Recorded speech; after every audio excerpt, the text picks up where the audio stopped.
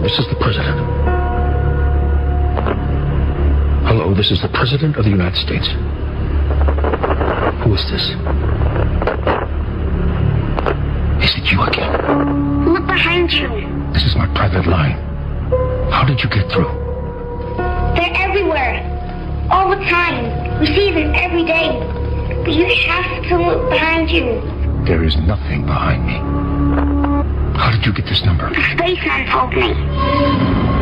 What spaceman? It doesn't matter. I'm telling you about monsters. Please, you must look behind you. Young lady, there are no monsters in the Oval Office.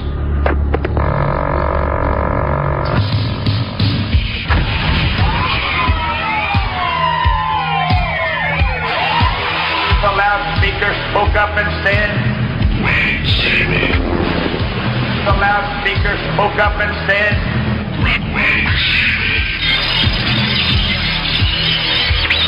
the loudspeaker spoke up and said,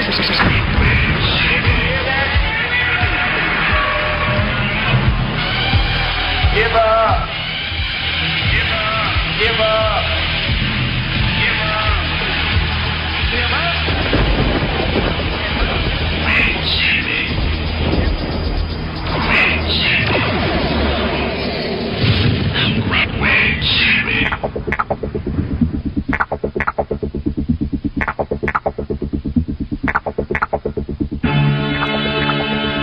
I'm Clyde Lewis, and this is Ground Zero.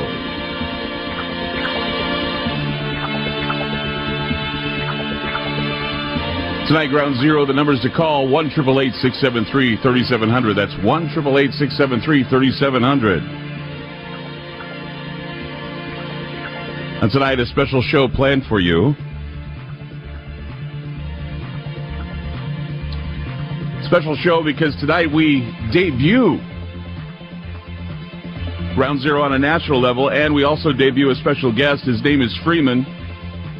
Well known by everyone on the internet, well known by everyone who attends conventions, also the esoteric conventions that are out there where people talk about the things we talk about here at Ground Zero.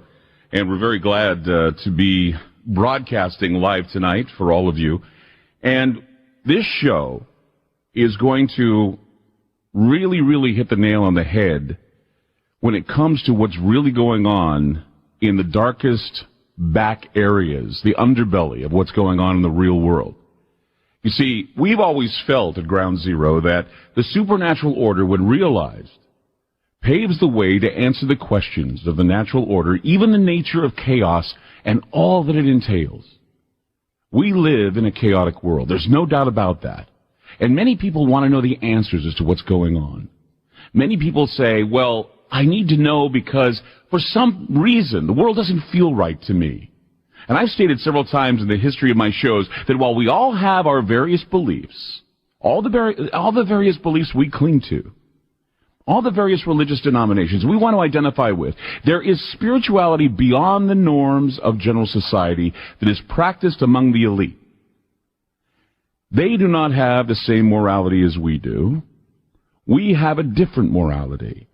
We have a spirituality that is supposed to be of the light. We are supposed to feel as though we have the light. But those who are in power anymore they're showing us that the spirituality is more of a dark and a ritualistic pantheon that some may be considered Luciferian or satanic.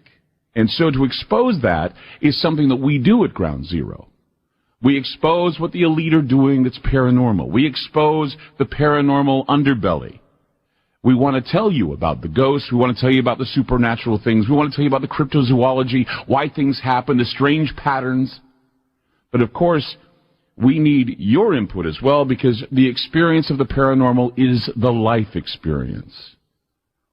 In fact, as we're looking about the world and how the world is being made and what's going on behind the scenes, there seems to be a faction of, I guess you could say, paganism or some sort of contemporary Satanism that will not even be touched by those who practice these things. What I'm trying to say is when I refer to that, I'm not referring to your average everyday Wiccan, Nor am I referring to your LaVeyan Satanists. No, I'm referring to the theistic aspects of what this is all about, the darker aspects of ritualistic black magic that exists on planet Earth, that the elite are practicing. And I've been pointing out the patterns and symbolism that have led me on the path of this synchromysticism. Names and numbers have triggered a chilling template that something dark and sinister is in control, that even evil has a perverted intelligence behind it. The more you dig, the more you learn that there isn't just a good or an evil. There is also a denial of the light, a sociopathic denial, and all responsibility to mankind is thrown out. The accountability is thrown out. And this is why we need to be concerned. This is why shows like mine exist, because we really want you to pay attention to what is. We don't necessarily investigate what we want to believe. We investigate what is. And that is why Ground Zero is here. Tonight, we're very happy to have on the program Freeman. Freeman, of course, comes to us by way of his remarkable work that he's done in the past, and we want to kind of introduce you to him. Freeman, why is it that you are, I guess, an expert on this type of, I guess, esoteric, strange type of paranormal? Why are you into it? What is it about you that makes you an expert? I was going to say lack of others. But thank you for having me on the show here, Claude. Yeah. Well, for 7 years now, I have been bringing to light these revelations of the occult in government, in pop culture, and so far have not been wrong. So I guess as a conspiracy theorist, as one that is trying to bring these type of unusual lights. Now, I don't do the political conspiracy as much as many others would be following. I consider that all a part of the spell. Right. So you're caught up in the psychology of it, like Chicken Little, and you're brought into the spell by following the political schemes. But when you get to the dark back circle and you start to see what the true methodologies and what the purposes of the actions that the elite are taking, having to deal with the occult and with dark ritual magic, then you start to see the true puzzle of planet Earth, and things can come into being. I wholeheartedly agree with you, because you take a look around you and people say, well, it isn't, some people want to say it's all good, it's all evil, it's all black, it's all white, but there are areas that most people they're not aware of, and we've explored these things on Ground Zero. You've explored them in your work. I mean, what is your background? I mean, a lot of people, you're the mystery man in all of it, and you have all this following. I'm very, very surprised. You have this huge following of people that follow you on the internet, have followed you throughout your tenure as a conspiracy theorist, or at least a conspiracy analyst. What is your background? Why do people follow you like they do? Well, I believe it has a lot to do with genetic memory, and I believe that I was kind of set up for this situation, and I don't know exactly why or how I came to the knowledge that I have. But for 7 years, I have been putting forth, well, really much longer than that. I began speaking in 1993, but in 2005 was actually placed on television to share my ideas. And it's grown from there to this full-on following.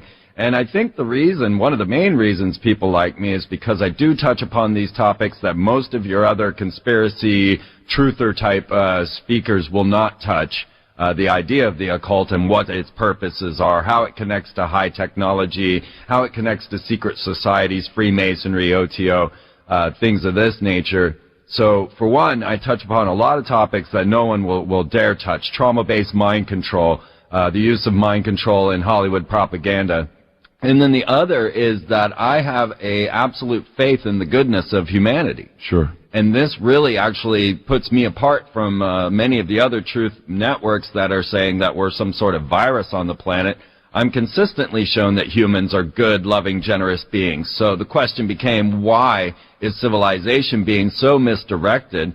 And if we have all these wonderful beings on planet Earth, and so people began following me because I was spreading not only the darker side of the puzzle, but then also the light and the synchromistic, as you had mentioned, the ideas of synchronicity and how we are being guided. There always seems to be a silver lining somewhere. And you can find the silver lining if you're really looking for it. And I think a lot of the times people like you and me who dig into this are sometimes accused of being, I guess, doomsayers. Right. We're not doomsayers. I look at it as being a weatherman. You know, we see a storm coming. We tell people, hey, the storms are coming. Pay attention because there is a storm brewing. And then, you know, no one's going to fault us if the storm doesn't hit, you know, because we're telling you it's coming. But, I mean, predicting something like sunshine all the time and then having it rain, that's when you get into a lot of trouble. And so, you know, there is sunshine. We do admit to the sunshine. We do admit to the light. But what we're seeing, though, is we're seeing that right now on this starship we call Earth, everybody's fighting for the steering wheel. And we don't know. It's one sociopath after another psychopath that wants to have a grip on that steering wheel. And so what we try to do is we try to unravel the truth behind those who want to take control of the steering wheel. We know that a lot of them have, I guess you could say, connections in certain areas where it's kind of strange. And it's neither good or bad that we report it, but it has to be reported and talked about. And so when you're looking at the synchromysticism, when you're looking at the zeitgeist and how people are trying to warp it, detour it, change the course of human history, it's time to pay attention to the names and numbers. They trigger a chilling template. They talk about, they show us that maybe something dark and sinister is in control, trying to fight for the control that we say that God has. God has control of everything, but yet we see other people and other powers, wicked powers, trying to take hold, and a perverted intelligence is behind it. And the more you dig, the more you learn that there just isn't a good or evil. There's a denial of the light. There's a sociopathic denial of all the responsibility. And that is what we try to uncover here. And that's what we're going to uncover tonight with you, Freeman, right here on Ground Zero. We're so glad to have you here. By the way, if you have any questions of Freeman or any questions tonight as we roll on and uncover what is going on behind the scenes, you can call us tonight at 1-888-673-3700. That's 1-888-673-3700. Tonight, my guest, Freeman, on Ground Zero. We'll be back with more. Don't go away. It's going to be one of those shows to keep you on the edge of your seat. We guarantee it. Right here at Ground Zero.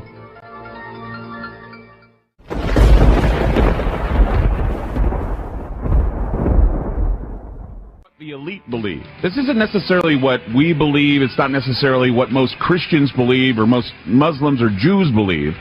What we have here is we have a number of artifacts that we have collected over the years where we want to explain to you just how the elite operate and how their morality is different. I was looking at a book called The Cipher of Genesis by Carlos Suarez, and it talks about the Kabbalah, it talks about ancient scripture, it talks about different books and different other supplements that they use to talk about how, for example, that Eve in the book of Genesis in the creation, she wasn't called Eve, she didn't disobey Adam, she didn't come from Adam's rib, there was no question of sin.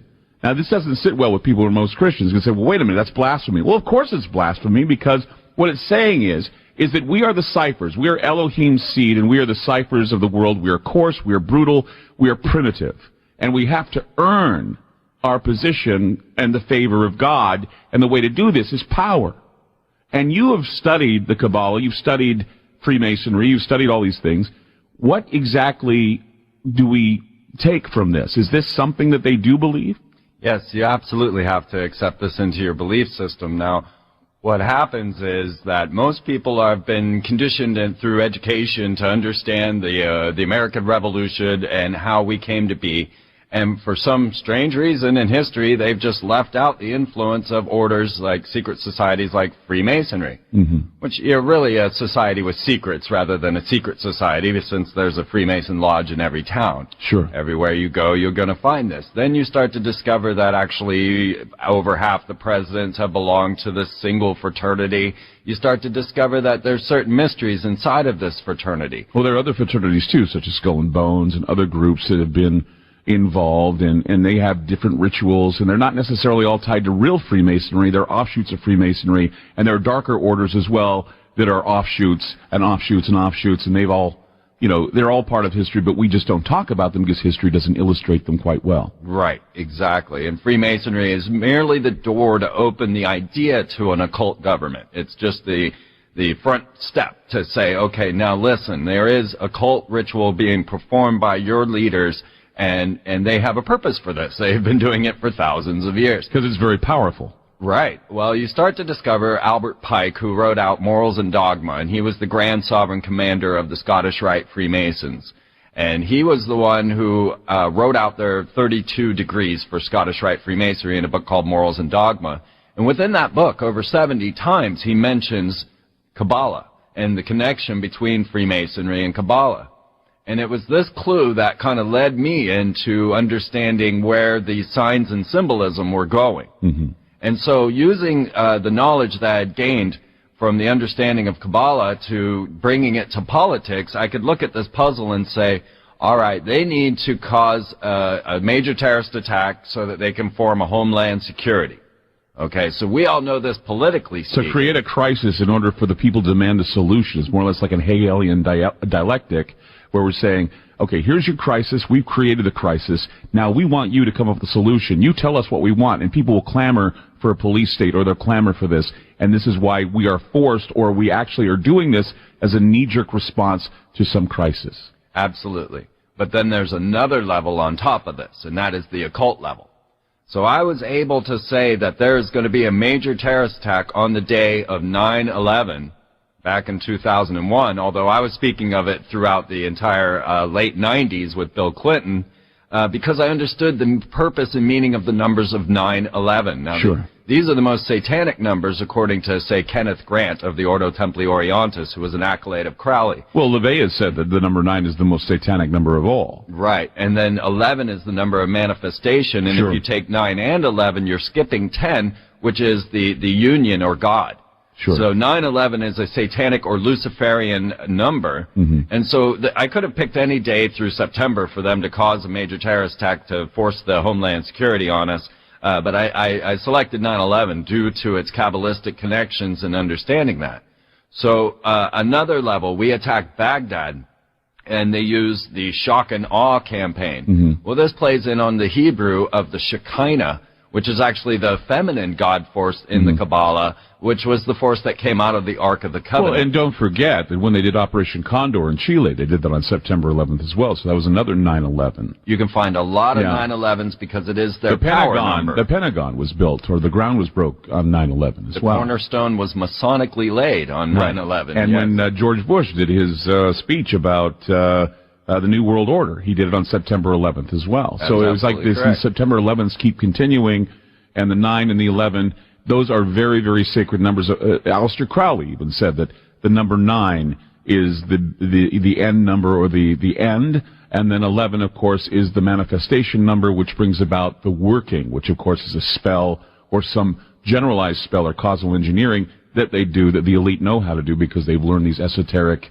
I guess you could say, rituals or whatever you call them, in order to take spirits and bring them down to earth and call upon those spirits to come down and do the work of the masters. Absolutely. You can track this all the way back to Captain William Morgan, who wrote the Revelations of Freemasonry and was killed on 9/11. Is it all Freemasonry? Is there other stuff, other groups or other types? I mean, I know we always point to the Freemasons, but there are other things. There's, like, we've heard of the Illuminati, we've heard of all these other groups that are out there, secret societies that are there performing magical rituals, or at least rituals that are considered beyond Christianity. That's right. And Freemasonry, most of them wouldn't even open up the Book of Albert Pike. Okay. Freeman's my guest tonight on Ground Zero. We're just kind of giving you a background of where Freeman is coming from and what he thinks. Tonight we're going to get even deeper tonight. This is probably the deepest any show has gotten into the esoteric. Tonight, the numbers to call, 1-888-673-3700. That's 1-888-673-3700. Tonight we open your minds to the darkness, and we bring you to the light later with Freeman, my guest here on Ground Zero. We'll be back.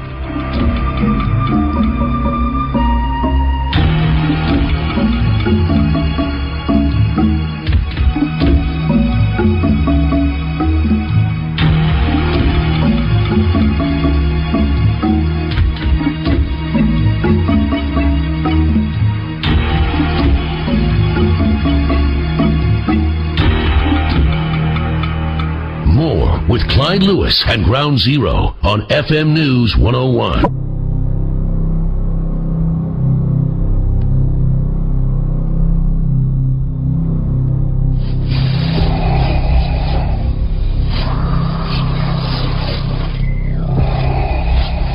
It began in the future.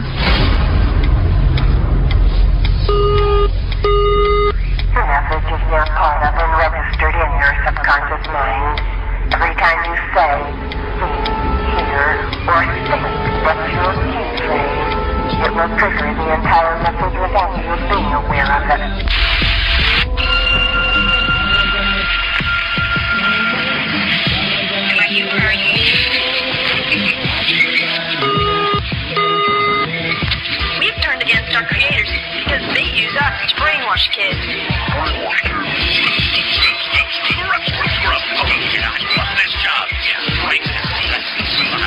Selection of breeding stock. You are happy person. Full of imaginative thought, which is more important. Selection of breeding stock. Each day you feel more lovable, more interesting. You become more interested in others. Selection of breeding stock. Recognize and accept the friendship that people offer you. For you. Selection of breeding stock. You have a deep and sincere respect for yourself. Selection of breeding stock. For your personal worth to others. The story of meat type. It is easy for you to accept the help and cooperation of others. You see their help to you as an expression of mutual friendship and understanding. Must have quality. Like yourself, because you are a special meat type. You accept yourself as a unique and valuable meat type. You're open, honest, and direct in your relationship. You recognize that you are exceptionally talented and fascinating. This awareness makes you feel safe, but they must have quality.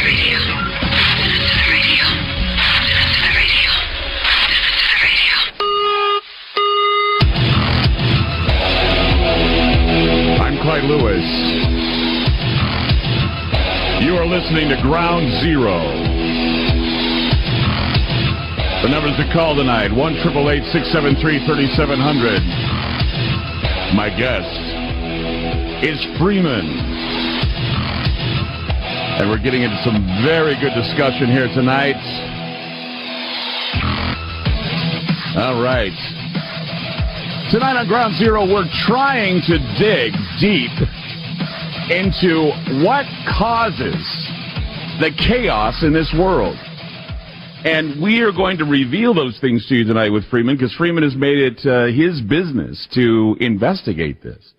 And, he has actually presented involved with several seminars and presentations. One, of course, was Grounds for Baphomet, something that we did together when I performed it with him and Rex Church, who, of course, was the head of the Church of Satan at the time.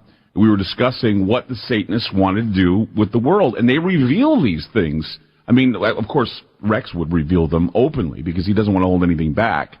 And what we found was that there was a lot of, there's the idea that the leaders of the world have an idea of what God is like. And what we have is we have God the divine, we have God the adversary, and God the one divine adversary. Which means that God is all one, devil and God at the same time. They have the duality thing going on. And so the indication is that God has duality like his human creation, and in order for us to become powerful, we must find a balance within our duality. We've seen this before in Star Wars. We see this in science fiction. I know you're just writing a new presentation called Science Fiction, Science Faction. And basically, the tales are told over and over again in some of the deepest science fiction. We've got Prometheus, Star Wars. All of it is the same, pretty much telling us that there is a grand order of developers, many gods, plural gods, plural ideas, duality, everything. Am I right? Yeah. I mean, it's a deep question there. But, you suddenly flashed me to Mormons and Mitt Romney, and the fact that, Mormonism is really the attempt to make Freemasonry what Joseph Smith thought Freemasonry would be. Mm-hmm. So now we've got Mitt Romney out there, Mormonism, and their connection to the gods, their connection to these extraterrestrials even, off the planet Kolob. Well, Mormonism is kind of an extraterrestrial religion when you think about it, because, if you really got technical, you got a 14-year-old boy that had these visions, and I guess if you know anything about Mormonism, it became, the Book of Mormon, the study of, the reactions between heavenly beings and the Americas and ancient aliens and all that stuff. It's all in the religion. Absolutely, and it all ties right back into Freemasonry again, and to use them as our prime example for things.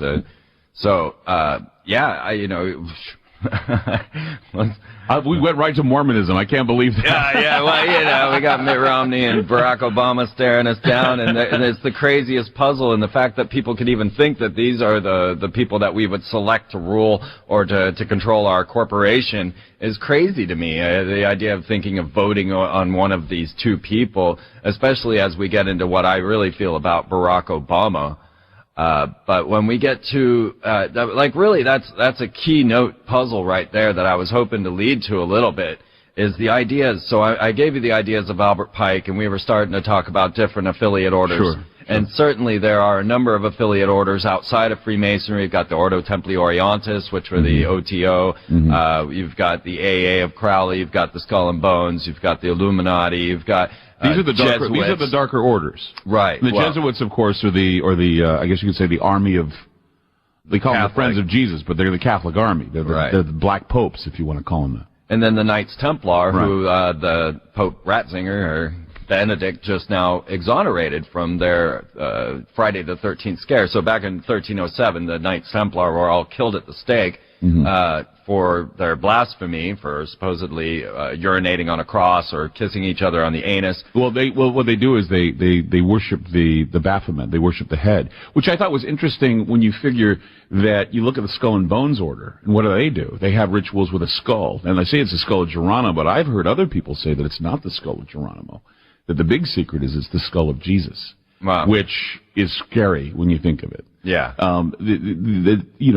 It's scary to think that there are these esoteric, dark types of rituals going on, and we're told that this country is based on Christianity, right? That Christian values prevail. But what the truth is that they're selling Christianity so that they don't lose votes. That they're preaching it. And see, the bottom line here is that when they tell us not to use the Lord's name in vain, it's not swearing that they're talking about.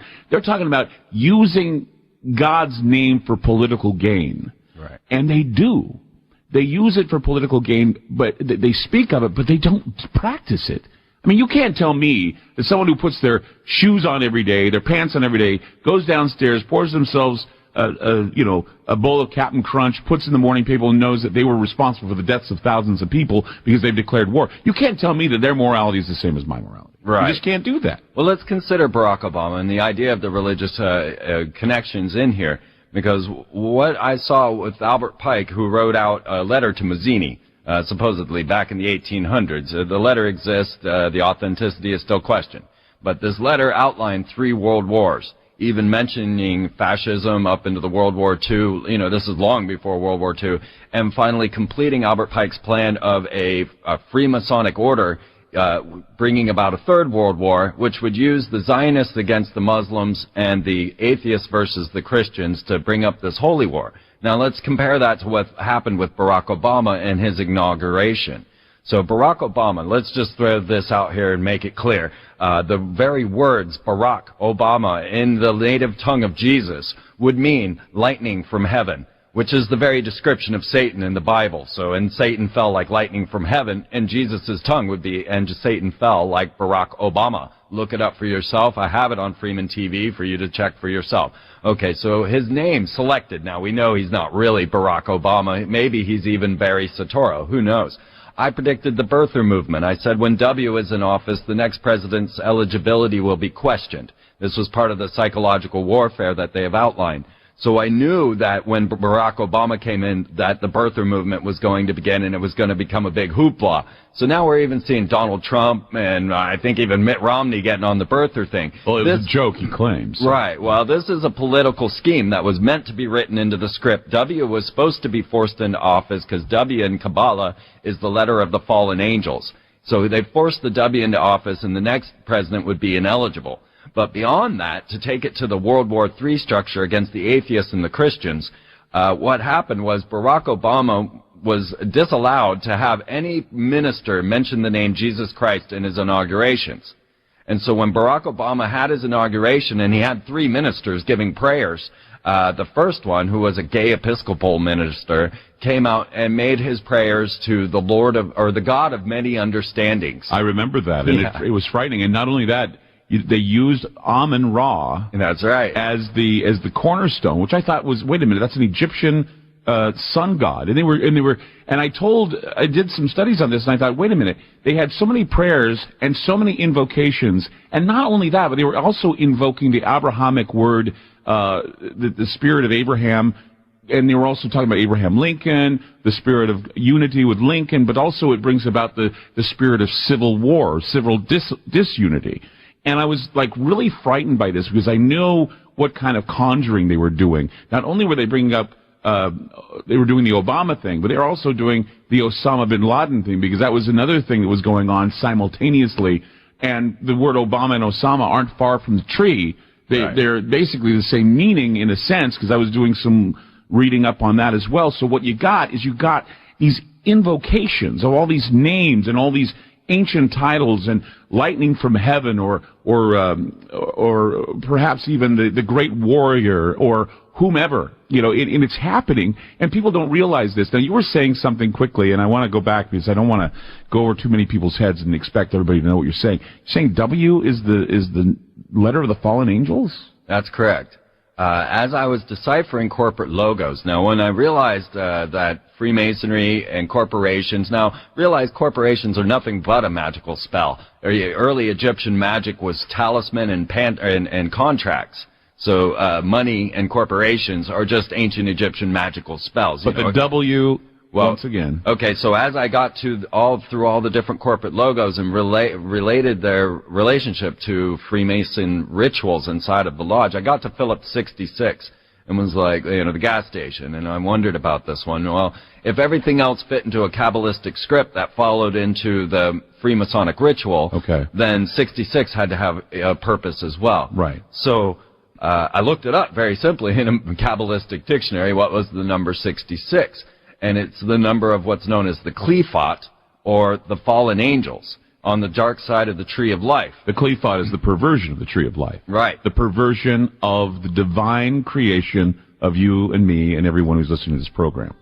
And 6 in Hebrew is V, so 66 becomes W. The two V's. Yes. That would mean then WWW would be 666. Or Volkswagen. Or something.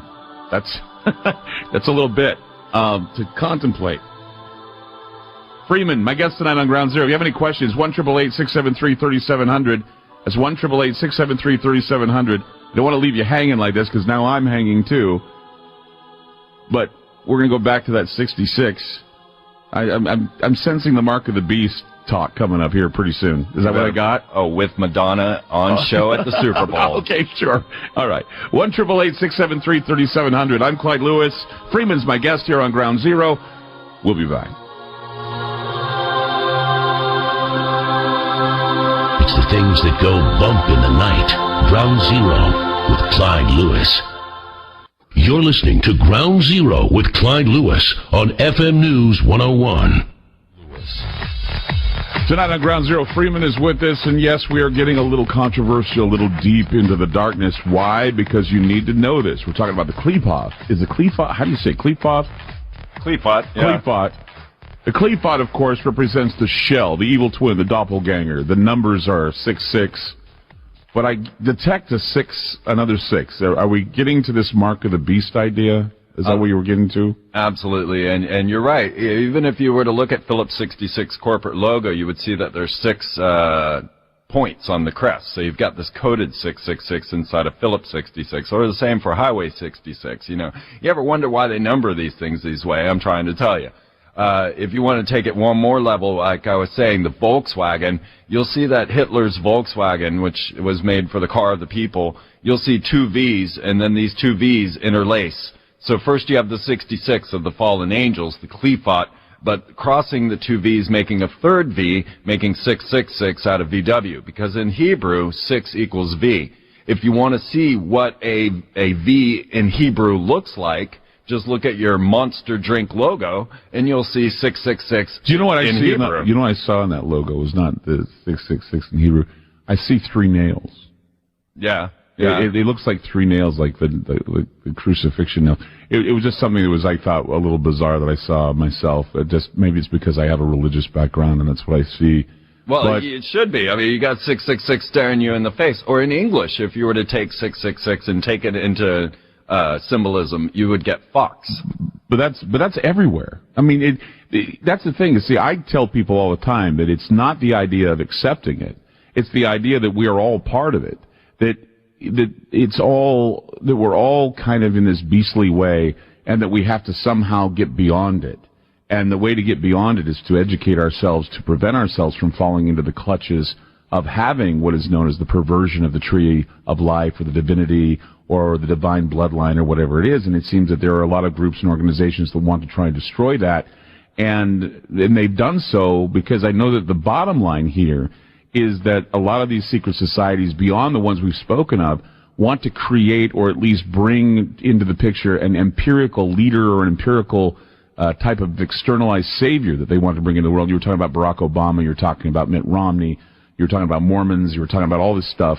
And I don't know if they're the ones that are responsible for this, but I know that there is a plot, and it's because of the Merovingian studies that I've done, and it's all part of the legends, it's all part of the whatever, is that we look at all the blasphemies and the heretics all through history that have tried to do this, and they failed, but for some reason now they have more power to do this. They're finding power to do this, and people, I don't think, are aware of just how important it is to, I guess, educate yourself about this type of stuff.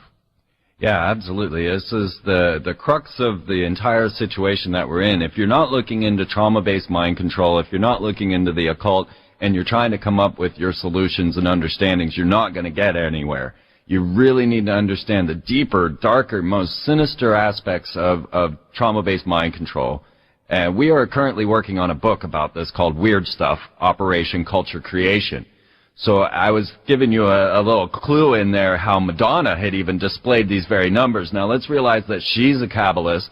She's an elite. She's actually related to Hillary Clinton. You'll find that Britney Spears is related to Biden. You'll find that Barack Obama's related to Brad Pitt. All of the bloodlines, really? Yeah, they put it in Us Weekly. You can look it up in the magazine if you don't trust me. So they're all interconnected with bloodlines. Tracking back to Vlad the Impaler, who, as Count Dracula. Exactly. But, so here's Madonna, and she did not disappoint me whatsoever coming out on the Super Bowl ritual, and I have outlined and identified many of these Super Bowl rituals, including the one with Janet Jackson and Justin Timberlake. Let's go beyond the Super Bowl. I was watching, believe it or not, highlights of the Olympics. What really got me was at the end of the Olympics where the fires were burning and then comes down the phoenix representing from the ashes rises, whatever it is they were trying to represent. And it was playing in the background as a song, "We Can Rule the World." Right. And I was thinking, this is the most amazing ritualistic thing I've ever seen in my life. And what it does is it burns into your head the idea of empire, the idea of a leadership where we externalize some sort of savior or have the apotheosis of some man who becomes like God or a fallen angel incarnate, more or less. It's amazing to think about. We're here with Freeman tonight on Ground Zero, 1-888-673-3700. That's 1-888-673-3700. We'll be back with more. Keep it here on Ground Zero.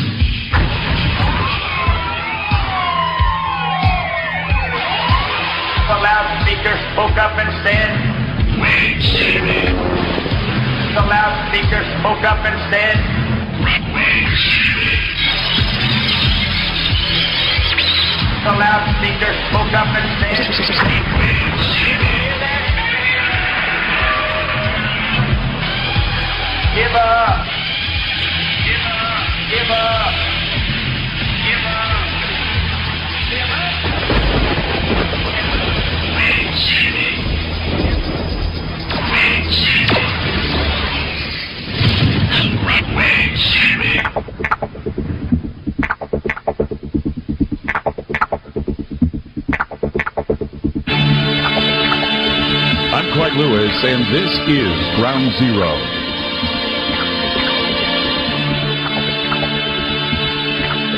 This is the show where we open up a whole new set of worms. They're paranormal worms, and sometimes they can crawl in and get into your head. And when they do, they can drive you crazy, or they can educate you. And the point is to educate you. The point is to give you something that you don't normally get anywhere else. Give it some time, and you will see that what is being said and produced on this program is up for consideration. It's not about belief. It's not about what I believe. It's not about what you believe. It's what the elite believe, because they're the ones that are in control of the whole situation. They're the ones that forge the template. They're the ones that get you to think the way they want you to think and push you in a direction where they want you to go.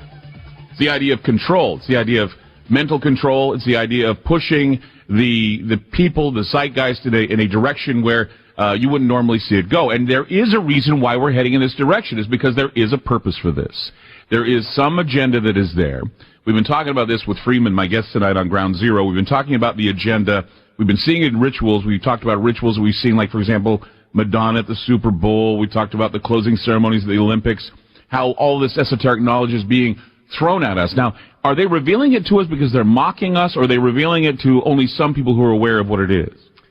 That has been a good question, and really it boiled down to me to the first thing that you would actually say when you enter one of these occult orders, and that is that you come of your own free will and accord. And so what I believe is that they give us a lot of this information. Now, you know, the subtle ones like the symbolism you might not get, but the storyline they'll put into you so that you will give your free will agreement to them. I think that's the spiritual barrier they have to pass. They have to ask for us to agree. Well, you have to invite them in. In order to have a vampire come into your home, you have to invite it in, or a werewolf or anything else. You have to invite it in according to folklore. But see, the shadow entities and the archetypes, I've talked about this before, they can be brought forward. And when they're brought forward, there are spirits that are somehow released. They're called tulpas. And they can manifest themselves in our reality. And that's the thing that most people don't realize, is that while we all say, well, are there ghosts, are there shadow people, are there shadow entities? Well, of course there are shadow entities, and they are exploited and used. There are puppet masters that exploit and use these entities, and they use them to I guess, thwart the zeitgeist, or what they do is, you know, they thwart the spirit. And I know that we're all concerned with the improprieties of science. We say, well, science shouldn't be doing this. They shouldn't be playing God. But the thing that really bothers me is, while science does what it does to try and cure diseases and to prolong life, there is another group of people that decide that they're going to take spirit, okay? They're going to take spirit and they're going to try and pervert spirit. They're going to manipulate spirit. They're going to conjure alien spirit. They're going to conjure alien entity and entity spirit. And what they do is they conjure it, and once they conjure it, they want to put it into human form. They want to incarnate the diabolical. They want to incarnate, and they want to have walking changelings, cambions, whatever you want to call them. Now, these are esoteric and occult names that we give these characters. But they're cambions, they're changelings, heck, they're even spiritual chimeras. They're a mixture of all kinds of entities brought in by the darkest of magicians and causal engineers. And so I guess that the agenda is to incarnate these darker spirits in the human form and have them attached to human form. That is the ultimate and probably the most diabolical mind control of all. Am I right? That absolutely seems to be the case. And we take this over to the rituals that they were doing in NASA, recognizing the ancient, or the rituals and the magical efforts that the Nazis were putting forward.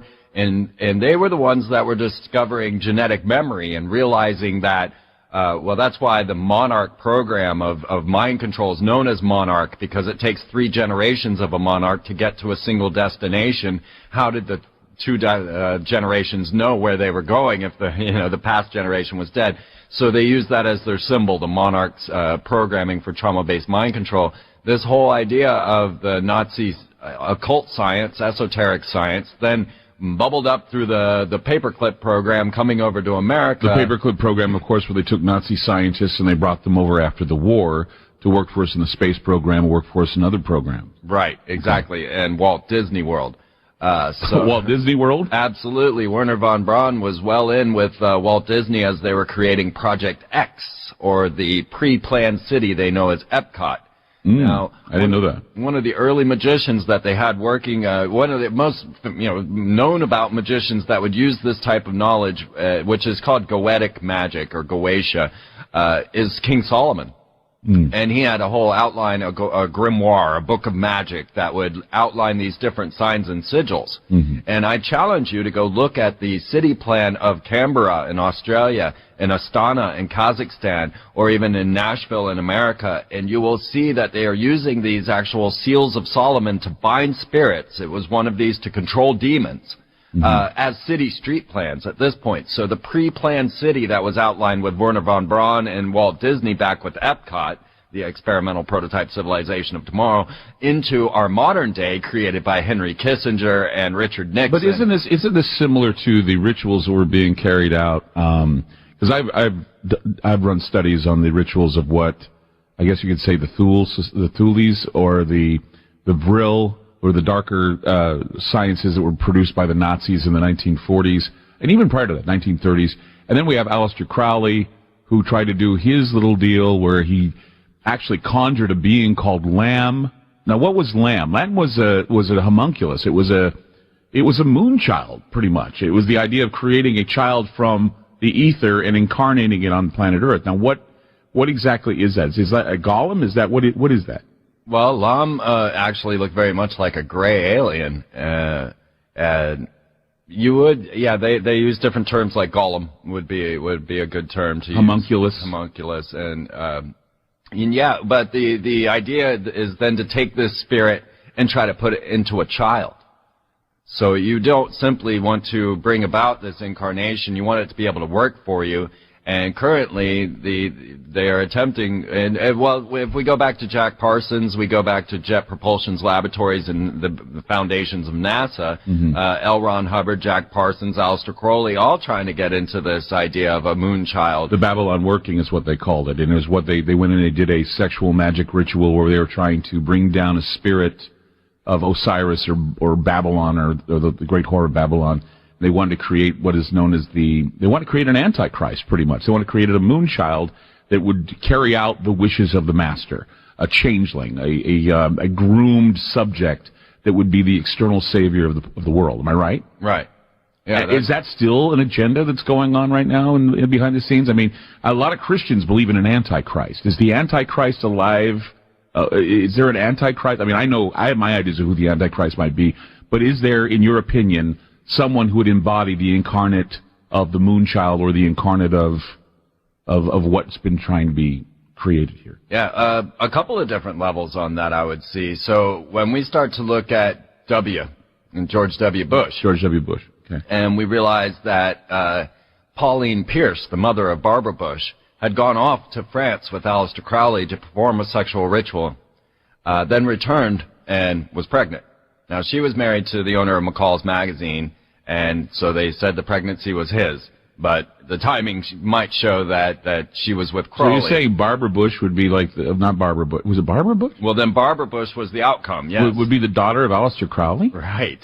And then George W. Bush would be the grandson? The grandson of the beast, yeah, exactly. No, really? Now consider this. Well, consider this, all right? If we want to take this puzzle and look at it. Now, what happens, Barbara Bush, or Barbara Pierce, Pauline Pierce comes back pregnant, gives birth to little Barbara, and she seems to be the daughter of Aleister Crowley. What do they do with her but hand her over to the head of the CIA, also known as Magog inside of the Skull and Bones Order? Who else would they give Crowley's daughter to, So right? Magog, what do you mean Magog? That is George H.W. Bush. Like Magog? He's Magog in the Skull and Bones Order. Was that a code word or something? Yes, they all take on names of the Book of Revelations. And so they have Gog and Magog. Although John Kerry was known as Long Devil, so I'm not sure how that one fits in. Right? What? He was known as the Long Devil. Yeah. I didn't even know this stuff. Yeah. And you can back this up. Oh, absolutely. Yeah. Completely. They even got the scroll of Gog. They gave that to George W. Bush. Gog and Magog. Yeah. The war of Gog and Magog, the North and the king of the North, the king of the South, if I know my Bible correctly. Right. Which I do know my Bible. But the Bible's like a phone book, and I guess every time you're talking about apocalyptic eschatological stuff, you have to really dig, and a lot of people do have their opinions of what eschatology is. I have a feeling, you're talking about the moon child, we're talking about grabbing a spirit and attaching it to a body. You have all these leaders where it could be done. I mean, I've heard people say that people like Barack Obama perhaps were groomed to be president, that from the time he was conceived to now, he was groomed by groups of people to see him off into this leadership position where he's like this charismatic leader. Now, I'm not saying that Barack Obama is the Antichrist, and I would never say that. But what I'm saying is we do see we see this apotheosis happening in America where we have to externalize saviors. We externalize saviors in our leaders, and that's why it's so important to vote for either Mitt Romney or Barack Obama, because we're voting for the savior of the next 4 years. Right. And we're expecting hope, and we're expecting change, we're expecting things to happen, and there's so many weird and esoteric things connected, and so many speculations that if you speculate on a level that is what we're speculating on, which is the darker levels of, I guess you could say, the paranormal with these leaders, I don't think it's any different speculating about the paranormal than it is to speculate whether or not Barack Obama is a communist, or whether or not Mitt Romney is putting forth the agenda of the Masons or whomever with Mormonism. I just think that there is some sort of esoteric, paranormal underpinnings with everything that happens, and we have to examine these things and open up the dialogue. And so, Freeman, that's why I'm glad you're on the program. No matter how uncomfortable this may sound to people, it has to be brought up, and we are touching on these subjects that most people don't hear. So I thank you for that. 1-888-673-3700. That's 1-888-673-3700. If you want to phone in tonight, talk with Freeman, my guest. We will be getting the phone calls coming up on Ground Zero. Don't go away.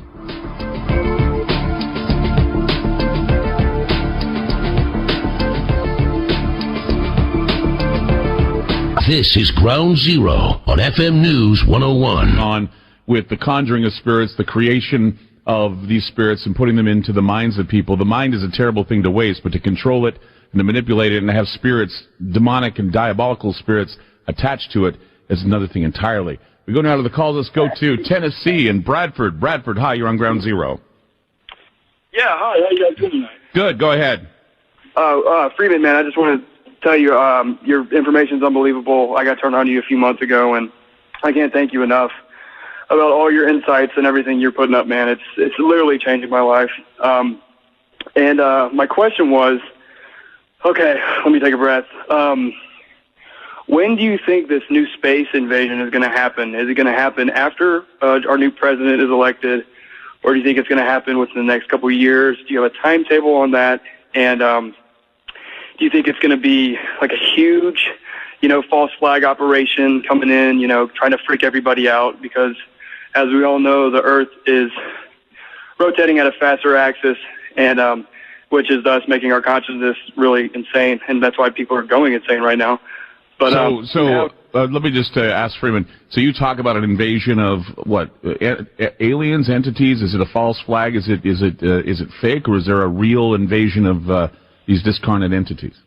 Well, on many levels, the invasion happened thousands of years ago, and so if extraterrestrials are visiting planet Earth, they have been, continue to, and will be.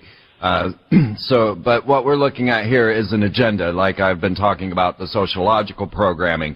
So when Werner von Braun came out with Carol Rosin and kept saying, now look, we have this, there's a plan in order to weaponize space to fight off good aliens, according to Werner von Braun. And so they would use the Red Scare, terrorism, asteroids, and then aliens invasion. Mm-hmm. And he kept speaking of multiverses, and that this was the last card. So we began to outline this back when Obama started weaponizing space with the X-37B, the HTV-2. These are secret space shuttle programs, secret-backed NASA programs that are not secret, but what they're doing is. So I have a section on FreemanTV.com that you can follow the Space War news so that you can keep up with all of that. Sure. But in this outline, we saw that they were going to use these ploys, according to Werner von Braun, the Nazi SS officer, saying that this would happen. So I said, okay, well, next is an asteroid. And lo and behold, if they didn't announce, well, there's an asteroid hurtling towards planet Earth, and it's called Apophis. Yeah, Apophis. Yeah. And, of course, that is the Satan of Akhenaten's religion. So all of a sudden, we have a satanic-type being coming down to strike planet Earth. But why Apophis? They later said, no, actually, it's a 1 in a billion chance that Apophis would strike Earth in 2029 or 2036. But They highlighted Apophis, and they frightened people, and they got Jet Propulsion's laboratories to get their asteroid watch going, and all of the weaponization of space went to fruition. Sure. So the next part of the puzzle was the false flag alien invasion, and I personally have seen a large V-shaped craft that I believe was actually U.S. military, and what I've been covering in Paranoia magazine recently is the idea of the United States Space Force. Sure. Which is coming to fruition already, and Space Command. So has been around. is everything? I mean, when we're talking about aliens, I mean, are aliens are they physical beings? Are there discarnate alien entities that they're bringing down? I mean, that's what Parsons and Hubbard were doing with the Babylon Working back in '47. I mean, they said that they brought something in, and it was immediately after that we had the Roswell crash. We had the appearance of the alien spacecraft over the mountains in the Northwest. What was it, Mount Rainier? Right. Kenneth Arnold saw the flying saucers or the flying discs or whatever they were. So it was and even before then, we had the Vril, which was what the Nazis talked about, their secret chiefs flying their flying saucers. So are we saying that these aliens are demonic in nature? They're entities they're magical and dark? I mean, is that what we're dealing with here? Is some wicked group of discarnate entities, or even entities that exist that are like under the control of something bigger? Yes, if we're looking to the elite, not just as an overall general picture of aliens, no.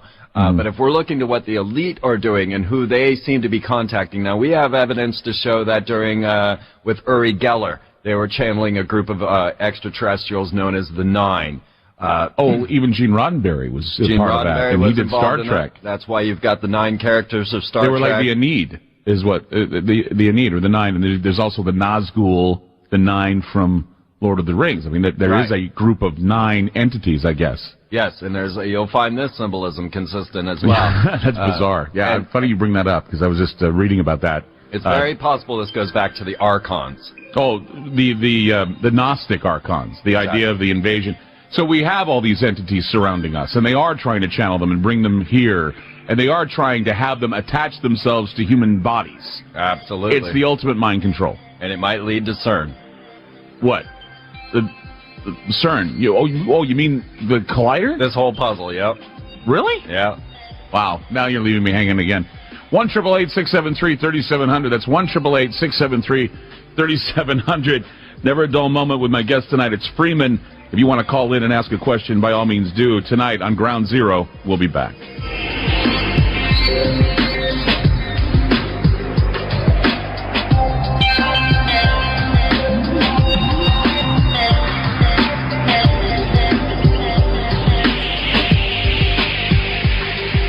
FM News 101 KXL.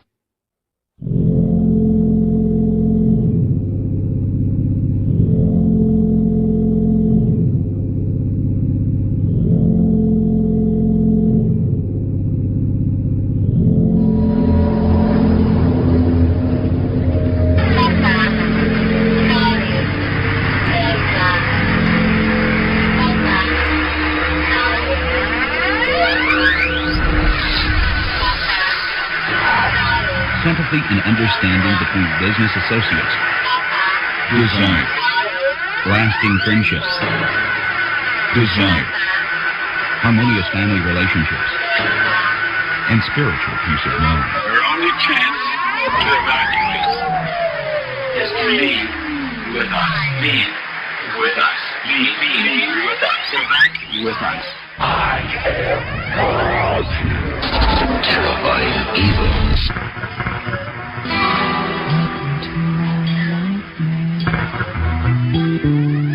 You're gonna like it.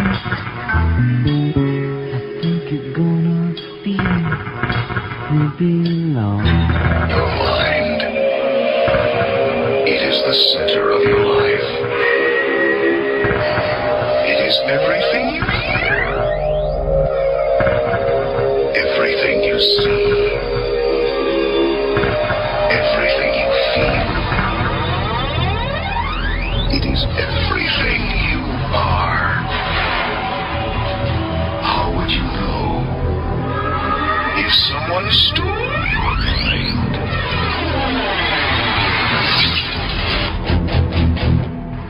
Once they join up, we're able to get them off to one of our retreats, change their diet, start feeding them propaganda, repeating the same thing over and over again until they forget who they are and start responding only to our dogma. I'm Clyde Lewis, and this is Ground Zero. We are all concerned with the improprieties of science producing the physical Frankenstein. However, beyond biology, there are magicians who are more than capable of transferring a spirit or soul into the body of a fetus, in the body of a human living being, breathing being. That is a homunculus. It follows the will of the puppet master. This is the true nature of playing God and violating the natural laws. We tend to think that the body is the sacred temple that should not be tampered with. However, it is the cognitive liberty and holding the soul captive that's far more profane, in my opinion. It's resulted in the possession of many human forms, and this magical work upon which is based is said to be derived from several places, many occult circles. I was reading, I think, something that you wrote, Freeman, about how, I guess, the people of Asia Minor, the Hittites, and several others, Syria, they used to be able to do that. They would take alien entities and they would place them into human containers, or they were able to put them in gold statues. So there would be spirits in statues, spirits in other human containers that were taken from some alien source. So the idea of an invasion could be something that we invite ourselves, that we are actually we're actually bringing the demons to us and inviting them into our lives. Yeah, what if it wasn't even through craft at all, but through our minds that we open this extraterrestrial current? That was one thing that Crowley absolutely spoke about, Aleister Crowley being the lead magician who was opening these, the qliphothic powers and going through Goetia magic, began to question his own activities, saying that he would open an extraterrestrial current into society. So now we're linking this to the point where we're getting to mind transfer technologies coupled with radio frequency transmitters that are capable of shooting these very minds, souls, and everything to other planets or other other bodies. Well, not only that, but now they have electronic means to transfer bodies, transfer spirits. They're going to 2045. They're saying they're going to have that technology available to capture spirits, throw them into the bodies, artificial bodies, transhumanism, all that stuff. So the idea that, I was always taught that God is the God of my spirit, and to have someone tamper with my spirit, my cognitive liberty, I think is far more profane and far more evil than someone who's decided to attach a chip to me or put a bionic arm to me. Let's go to Tom right now. Tom is calling from Texas. Tom, you're on Ground Zero. Go ahead. How you doing? I'm new to your program. Well, where are you broadcasting out of? We're broadcasting out of Portland, Oregon. Oh, okay. Anyway, are you on every night, or? Because that's the first time I ever heard you. What's that? Are you on every night? Well, they're starting us. We're starting now, yeah. We have now gone national. We are now a part of your life. We are on your radio station out there in Texas. So what's your question? Okay. Well, when I first moved to Texas from Chicago, I had a roommate, and he had a sister that seemed to have a crush on me, a young Mexican girl. And she approached me one afternoon. It was getting, about kind of late, and she said, Tom, I can conjure demons. And she had this huge smile on her face, a real confident look. And I was a new Christian, and I just didn't know what to think, Mm-hmm. I had never seen a demon before. I knew the Bible talked about them, but I didn't know if she was just flirting with me or what, But she said, I said, okay, go ahead, And she said, well, it's a little too early, and your dog is in the room. The last time we brought a demon in, it killed the dog. It ran it into a coffee table and killed it. It's a big Weimaraner. And I said, well, I don't want you to kill my dog, so, some other time. She said, bye. So I kind of forgot about it, and when Halloween night came up, it was 3:30 in the morning, and all of a sudden the room got real cold. It was like a blast of cold air, and this big black being came down on me and tried to wrap itself around my throat and it seemed like it was trying to strangle me. And I just called it in the name of Jesus, and it got up off of me. Mm-hmm. But for 22 years after that, I would see these shadowy type beings, and occasionally I would see the gargoyle types, And actually, I struck one night in Amarillo, Texas, a big one. It was the size of a polar bear. I had a wingspan from a bumper to bumper of a medium-sized car, according to my wife. So it was a winged creature that you struck? I struck him. I smacked him as hard as I could. It was like hitting a bear, though. It had no effect on it. The thing was so strong, it just picked me up and threw me down on the pillow and tried to smother me in a pillow. And my wife was screaming, what is it? She said I had a huge wingspan, though. I felt the wings beating, when it took off. It went up through the ceiling. Yeah. So I didn't get a good look at that one. I just saw a big black form, but I saw a small one. It was about the size of a teddy bear in 1996 in South Texas, and it was in my house, and I smacked him too. And, I mean, it was solid. It was solid, just like a little animal. It was about 12 pounds. It had little red eyes and wings, and it was kind of cute, you know. Do you think that this encounter with this young girl made you an attractor to these demons? Is this why? I mean, apparently so, because they would come around about every 6 months. I would see them. They'd float through walls or come down through the ceiling, and I'd let them hang around for a while, and I'd command them to leave in Jesus' name. And well, give me one on camera, and I think we'll be talking here. I mean, if you can get one on camera for me, you know. They had a picture. They had a statue of one that looked just like the ones I saw. The last time I saw anything like that was in 2002 October. There was hundreds of them that I saw. They were gargoyle types, and they had a statue of one in Bastrop, Texas, behind the post office. Why would they have something like that in Texas? I don't know, but I mean, I've talked to 30 people. Honest to God, I've talked to 30 people. I thought I was special, you know. I thought, well, God must be a great warrior for God. That's why they're attacking me. But then I've talked to so many people that have seen them just like I have. My sister saw a bright orange one. The Jimmy, the guy at Walmart, saw a pinkish one with long pointed ears and little laser eyes. And my neighbors in Cedar Creek had seen 3 tall, thin ones in their house. The whole wow. You know. So they come in all shapes, sizes, and colors. Kind of demonic. They're getting stirred up or something. They're coming out of the woodwork. Well, I've talked to so many people that have seen them. I'm not kidding you. Well, Tom, I really appreciate you calling in and sharing that with us tonight. All right, man. Take care. Bye-bye. You know, the demon-haunted world is real. You know, and I don't know if, you know, there are people who see things out of the corner of their eye. There are people that have encounters with these things. I mean, quite frankly, I'm a big Mothman guy. I love Mothman. When he was talking about this big polar bear wing thing, I'm thinking, you know, my ears perk up. But the idea of these hideous entities, I mean, they've been around since biblical times. They've been written about even in what is known as there's actually alleged books prior to Genesis where they talk about a second Genesis. And science is even talking to us about a second Genesis where there are entities or beings that we don't even account for. I guess crypto beings is what they call them. Well, I keep thinking how Disney is teaching children to invoke these into their being as well. They have these 2, Percy Jackson and then the Kane Chronicles. What about Chernobog? You remember Chernobog? No. Chernobog was the first demon I ever saw in my life. Chernobog is, remember the Night on Bald Mountain in Fantasia? Did you ever see Fantasia? Oh, sure. Okay. At the end of the film, there is this segment called the Night on Bald Mountain. And what it is that Bald Mountain turns into this large winged demon. Right. And the demon, of course, was patterned after Bela Lugosi. He's the guy that did all the shots for it. So they drew this huge demon. They called him Chernobog. And it's based on the Cernabog or the Cernunnos or the horned god. Right. You know, and that's where the name Cern comes from. Cernunnos, the horned god, the devil. And so this devil with big wings starts rising all of these other demons out of their graves. And then there's this huge bell that rings. And you look up and you see the light, and it's God trying to get Chernobog to shut down and to shut up, and he says no, and then all of a sudden these angels come and they sing Ave Maria, and everything's all beautiful and wonderful and everything. It was the most frightening thing I ever saw. I wouldn't even let my kids see that ever because it was just too frightening for me. It was my first exposure to demons, and it was from a Disney movie. So There you go.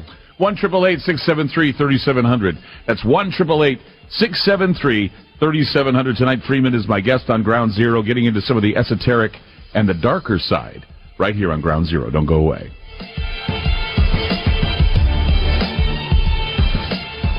FM News 101 KXL. Back to Ground Zero with Clyde Lewis on FM News 101.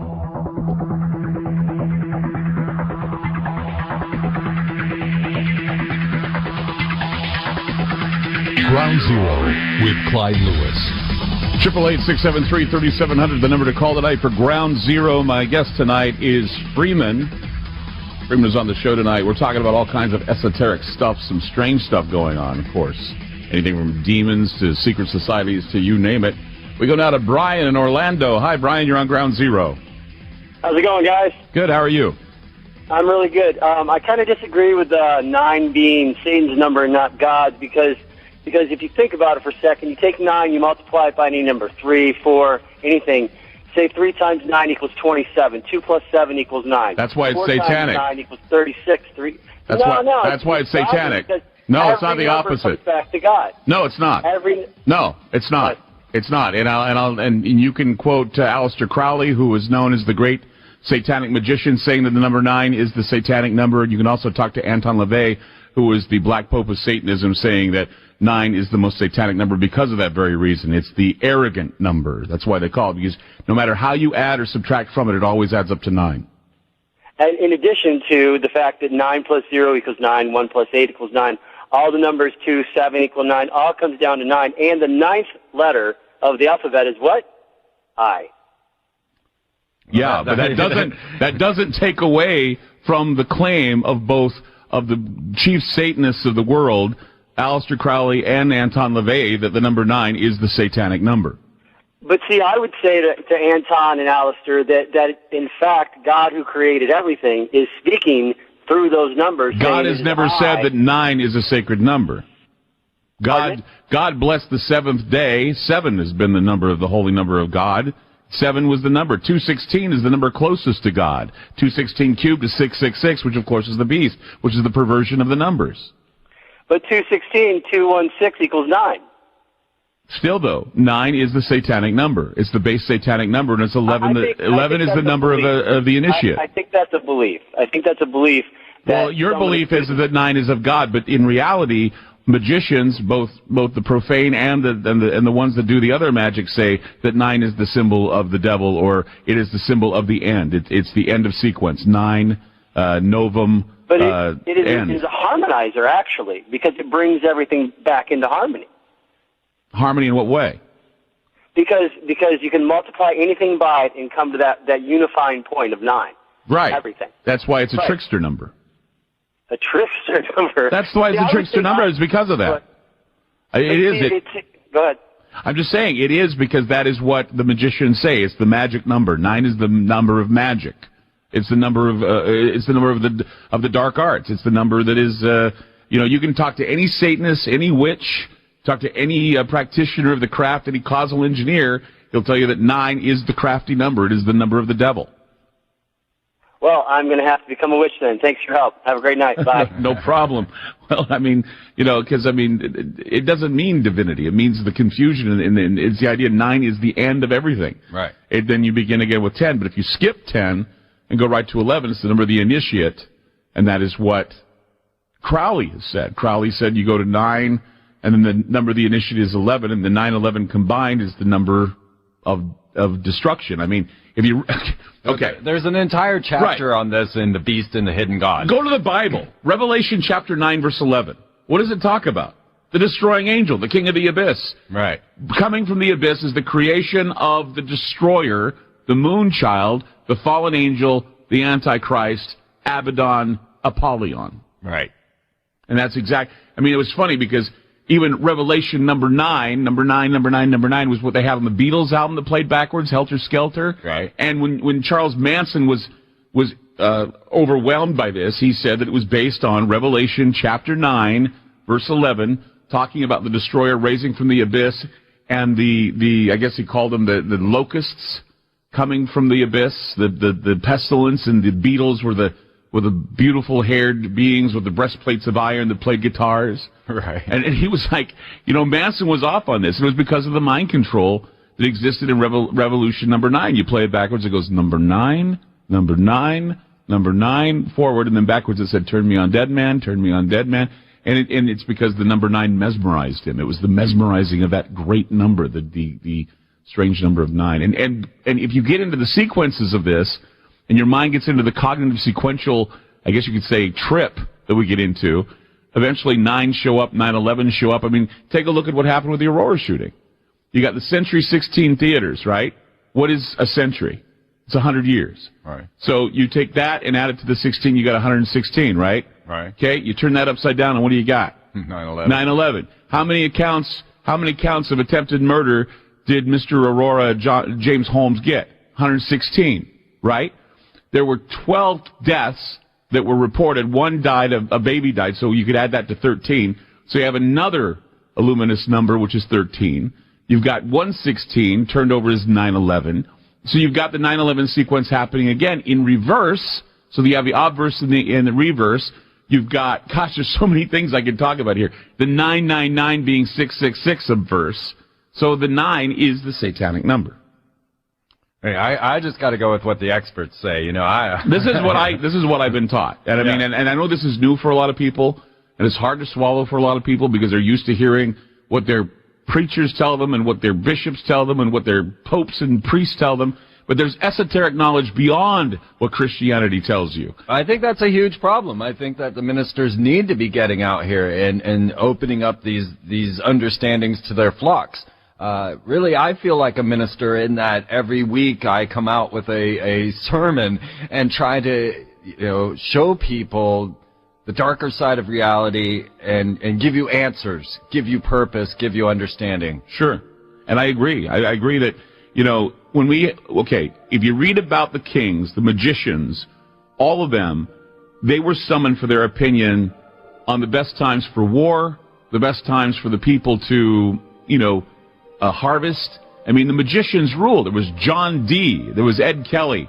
These guys, John Dee was the original 007. He worked as a spy for the Queen, and the Queen was, he used magic as espionage, and they wanted to summon Enochian angels.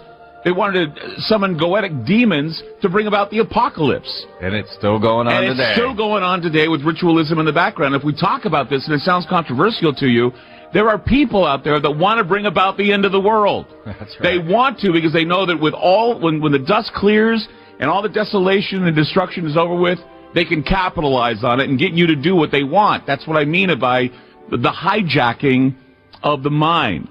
I mean, we've all gone through this. In the 60s, we had Manson, we had Rosemary's Baby was about the moon child, raising a child up from corruption. I mean, it's all there. You just got to see it. Freeman, my guest tonight on Ground Zero, 1-888-673-3700, 1-888-673-3700. We'll be back.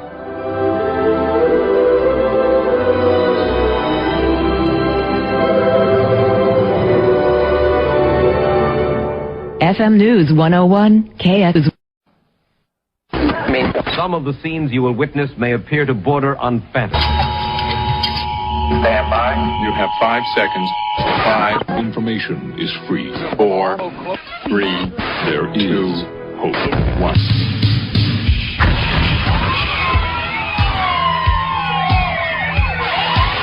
The loudspeaker spoke up and said, Wait, Jimmy. The loudspeaker spoke up and said, Wait, Jimmy. The loudspeaker spoke up and said,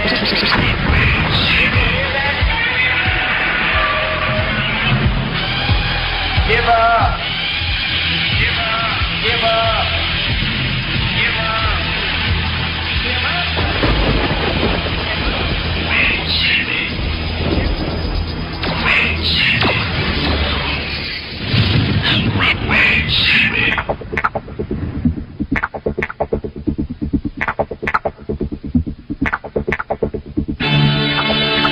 I'm Clyde Lewis, and this is Ground Zero.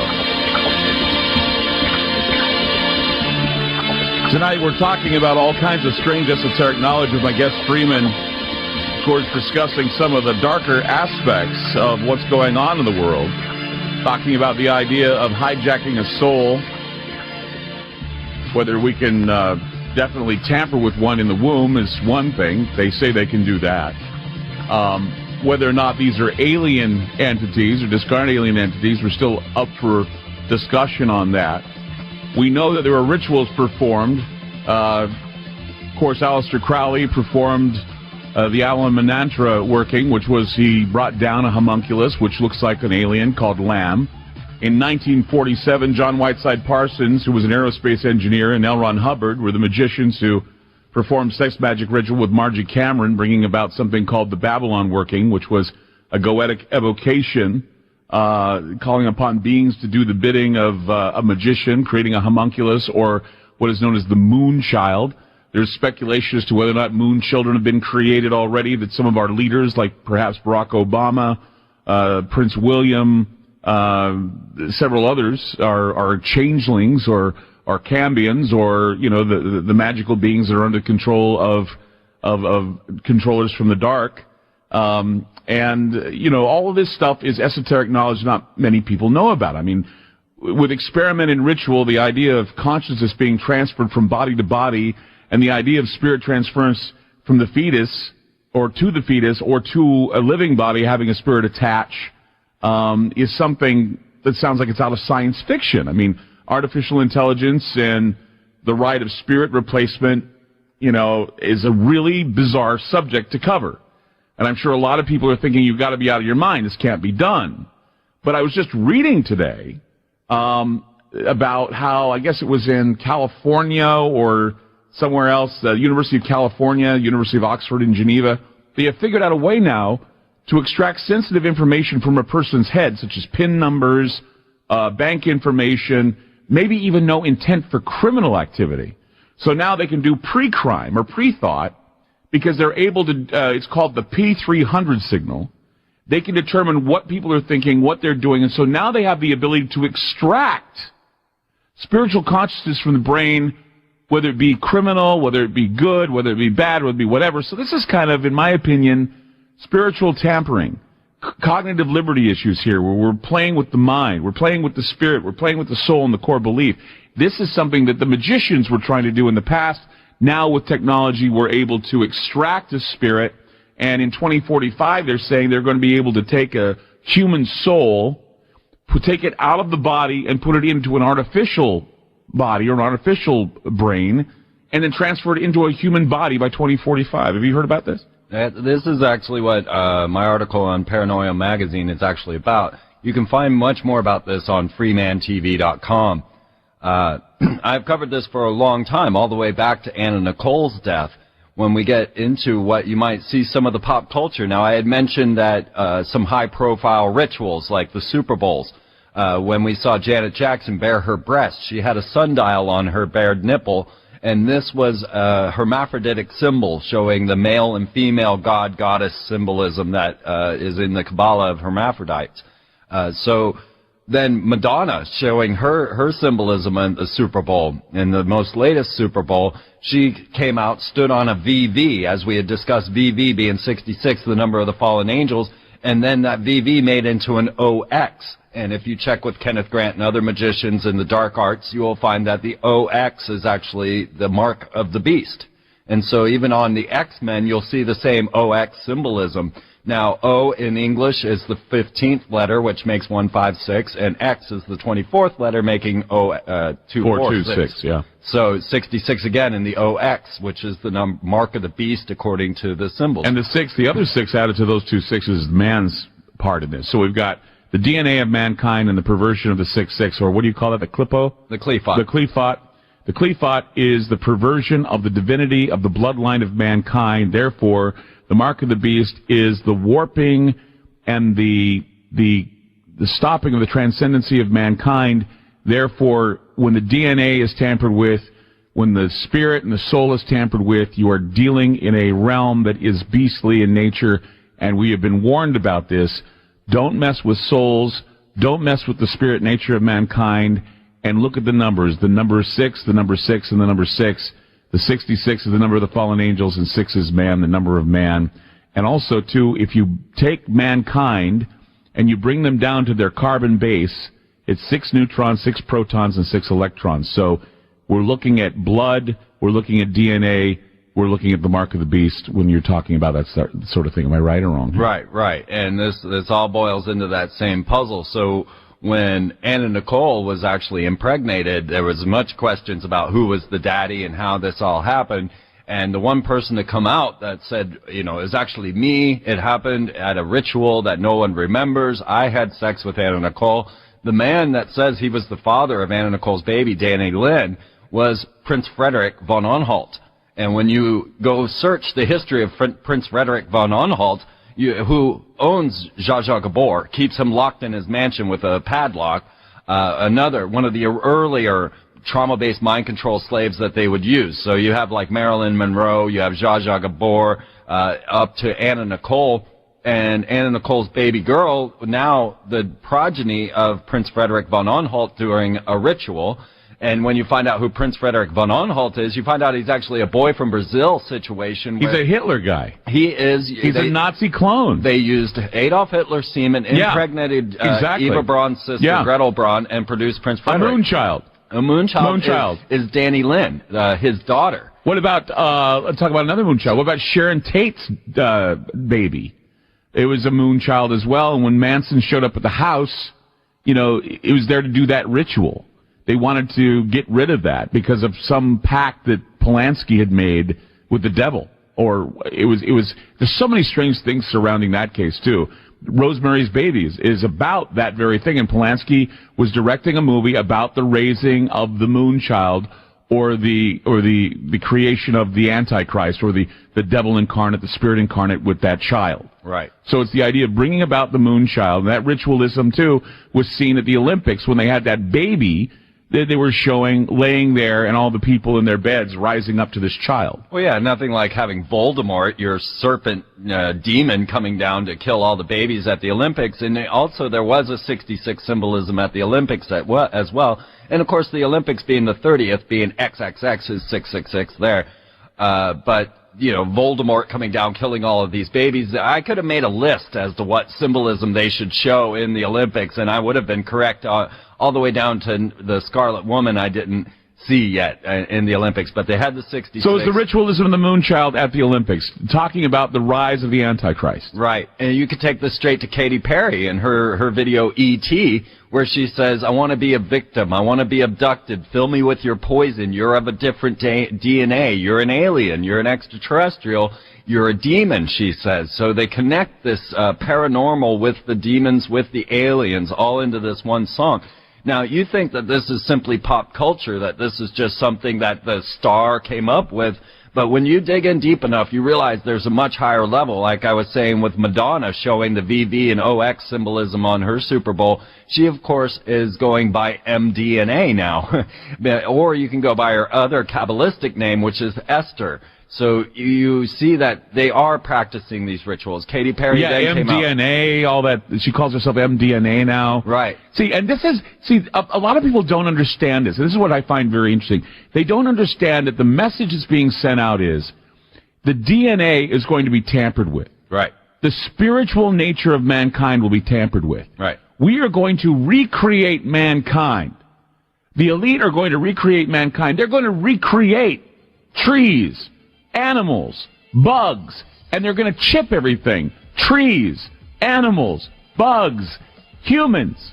It's all under the control of a grid that they want to control. The elite want full control, full godhood, full apotheosis, and a full spectrum, including owning spirit. Putting spirit in discarnate bodies, fetuses, and the dead. All some strange Frankenstein ritual. And you know what? I just found out something. We have an expert that just walked in.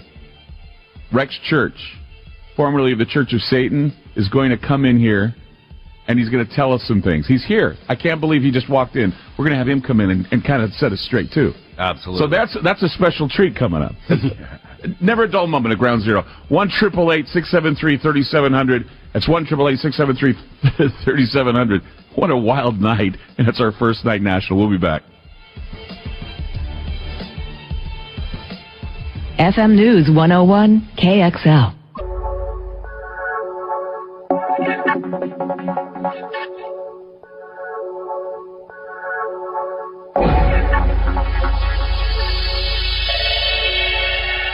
This is not a test.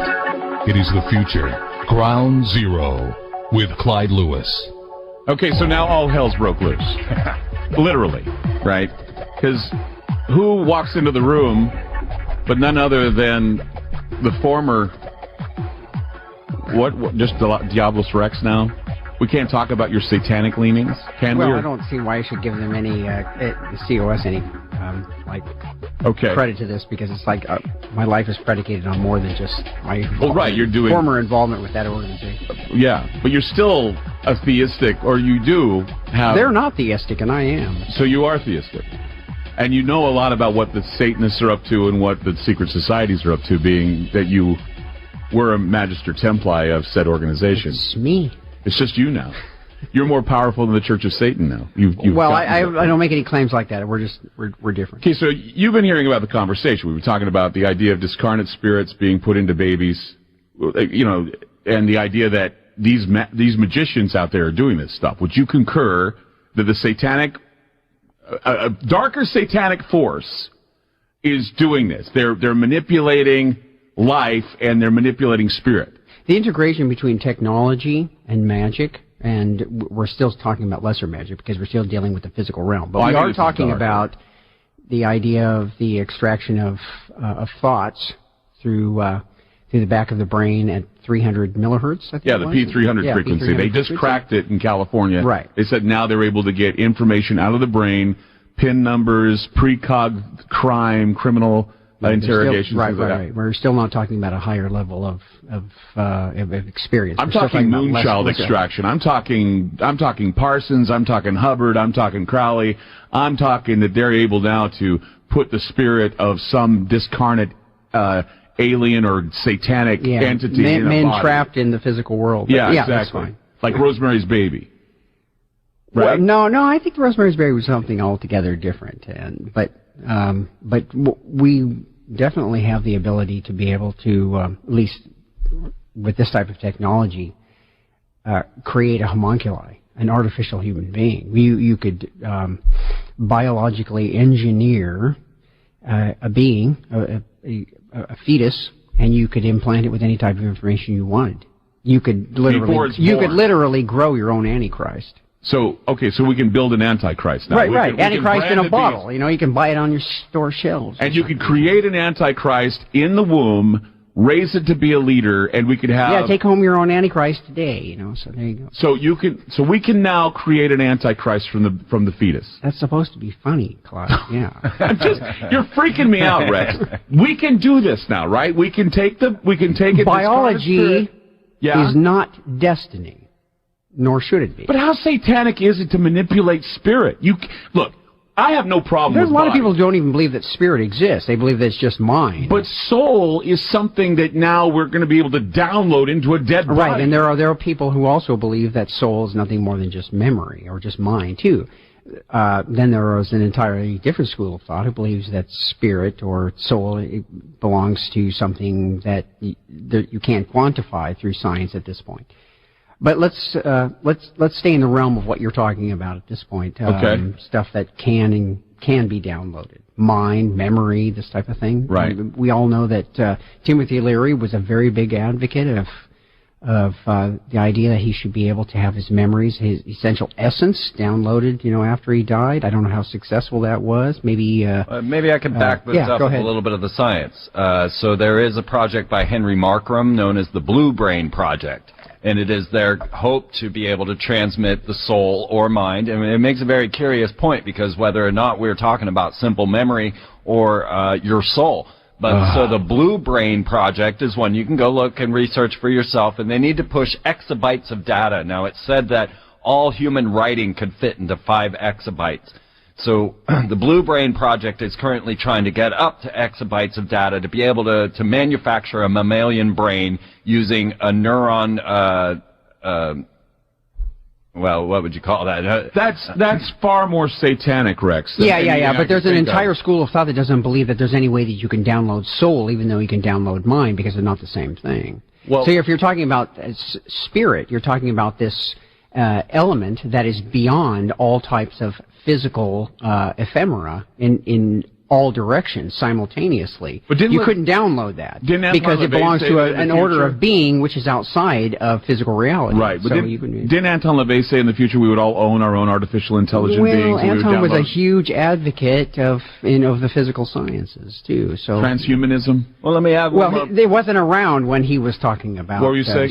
Sorry. No, please. This is amazing. I'm floored. I have to ask all these questions because I've never heard of this before. I was just looking at it today when they cracked the code of P300 frequency and said, oh, by the way, we now can read your PIN number in your brain. We now can also see if you're going to be committing crimes, thought crime, pre-crime. Yeah, it may very well be possible for them to be able to get into the the brain of the people and be able to do that. But there are also people whose minds, if they get into that type of thing, who have the discipline to be able to subject us to nothing but big black slate. This means that they can block out belief in God. They can block out. They could actually create devils and gods. They could also give. Why would we want to do that? We can do that with just society. Well, we're doing it anyway. I mean, look at the program killers that are shooting up theaters and shooting up, Sikh temples and those types of things. Well, I have no problem with ideology. They just need to select their targets with more proactive efficiency. But Michael Jackson was an advocate of this very thing, and he hired a roboticist who made a robot called A-Rock, and A-Rock was to contain Michael Jackson's soul when he died. What about Uri Geller? He was involved with Michael Jackson. He was his handler for a while, and he was also one of those CIA guys who was following this Spectra, right? This entity from space that was supposed to be. I mean, it was like what Philip K. Dick talked about. What was it, Valis or right? That yeah, Marcello Truzzi pretty much knocked down a lot of stuff that was being done by Geller. He said that yes, he definitely has the ability to be able to manipulate certain things at a certain level, but he couldn't teach anybody else how to do it. Right. And he might have just been what would be considered an anomaly. Which, if you go back to the idea of the early Matrix films, it was like, oh, well, the anomaly is only human, too. So it's all about, the strangeness. We were talking earlier, like Rosemary's Baby, Raising a Moonchild. We're talking about Sharon Tate. We're talking about Tate LaBianca a couple days ago. It all seems to pull together, this idea. I mean, what did they do? The baby of Tate was supposed to be a blessed child as well. Moonchild. Yeah, the Moonchild. Well, Rex Church is with us tonight, and also Freeman is with us tonight. It's just a bizarre night. If you want to call in, 888-673-3700. It's getting spookier and spookier. I'm freaked out. So call in, and we're going to get to the bottom of all this. We'll be back. Where is my mind? Where is my mind? Where is my mind?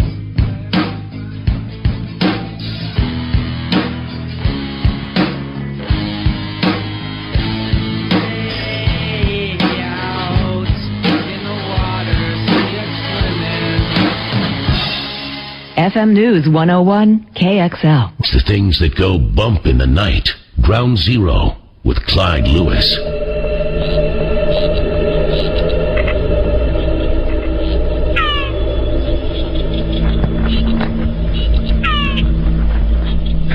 Reach for this one. That's what I call confusion. Helter-skelter.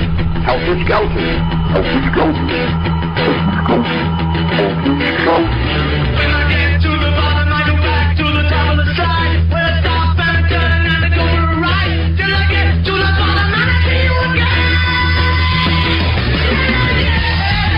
Jesus coming back everywhere, and nothing can stop it. It's a consciousness that lives in your mind.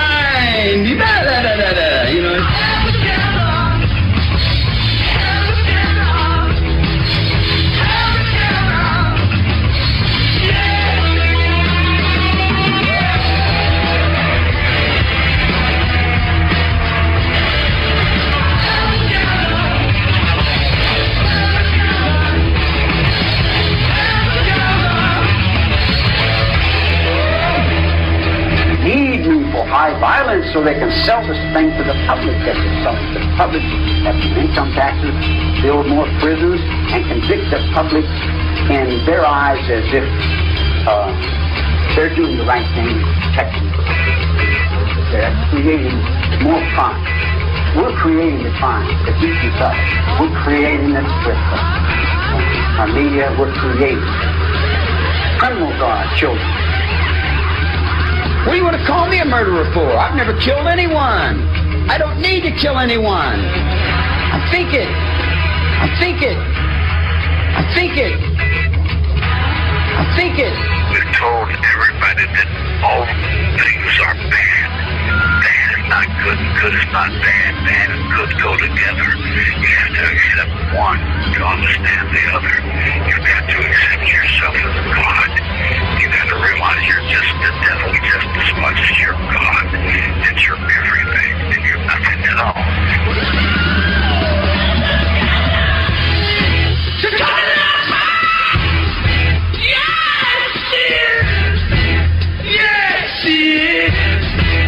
Coming down by.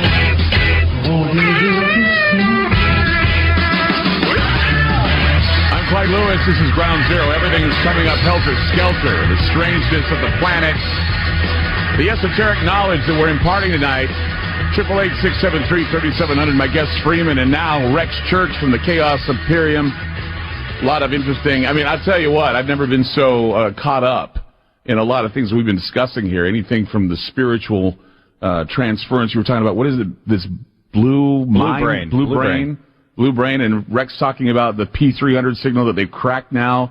It's all part of. And see, this is where I think that this is the Frankenstein thing happening, where they gripe about the idea of man playing God with the body, but man, you're tinkering with spirit. And I was always taught in Sunday school that God is the God of spirit.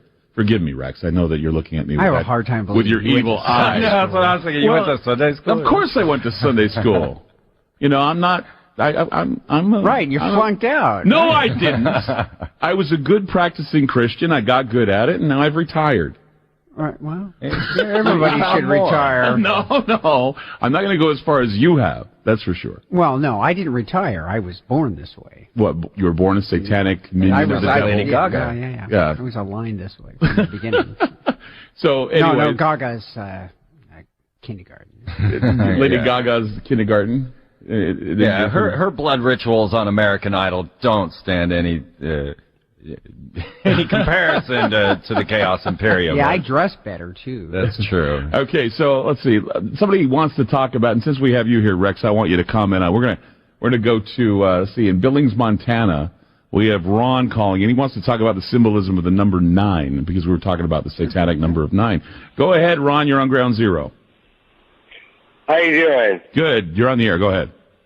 Hey, I just, I mean, with the fight with good and evil, I just want to ask your guest there, how he thinks he's going to win. I mean, you look at everything that goes on, our movies, our culture, our society, everything revolves around how good and evil, good and evil. And good usually wins most of the time. I'd say all the time. So I just want to ask him how he got to that point. I'm a Christian. Okay, Ron. So Rex, he says you're on the losing team. Well, basically. Yeah. What's the question? Well, the question is, how do you feel being on the losing team? There you go. Well, if he's happy with where he is, with his philosophical and religious beliefs, that's great. I have no problem with that. I don't want to change any of that. But do you feel you're on the losing side? Because he's saying you are. Well, first of all, are you trying to win? Well, no, that's an opinion. An opinion is either A, something that you hold dear to your person, or B, it's a claim of omniscience. You already know everything. So, Ron, do you feel you know everything? Oh, I definitely don't. I'm still learning. I'm in my 40s. I'm still learning. Okay. I'm just saying. From Adam and Eve all the way up to what are we? 2012. I mean, good usually wins over evil. I'm just asking the man. How can he basically still try to believe in that sense, in that mindset. Well, see, Rex was seduced by the dark side of the Force, and first of all, we all put our pants on one leg at a time, and that's what I tell everybody. I don't have any legs. I got tentacles. You know what I mean? He's secretly the vampire that we all love and adore. Well, exactly. We're all people. Yeah. But I will throw in a little analogy. Not really an analogy, but I will throw in a little thing that I learned through Art Bell and George Norrie, that our DNA has a little extra additive DNA on the bottom of our normal DNA since 47. What are you talking about? Alien DNA? Yes, sir. The inactive retro DNA they're talking about, which it's never been activated. They don't know what it's about. Well, we do know what it's about. Has yours been activated, Rex? Yeah, you want I don't know. Well, Ron, I appreciate you sharing that with us. I didn't know that we had this DNA that we got since 47. I didn't know that I got any on me. But I do know that I'm a downwinder. That's because of the nuclear situation. But that's another story entirely. Let's go to Jeremy quickly. Jeremy, hi, you're on Ground Zero. Hey, how's it going?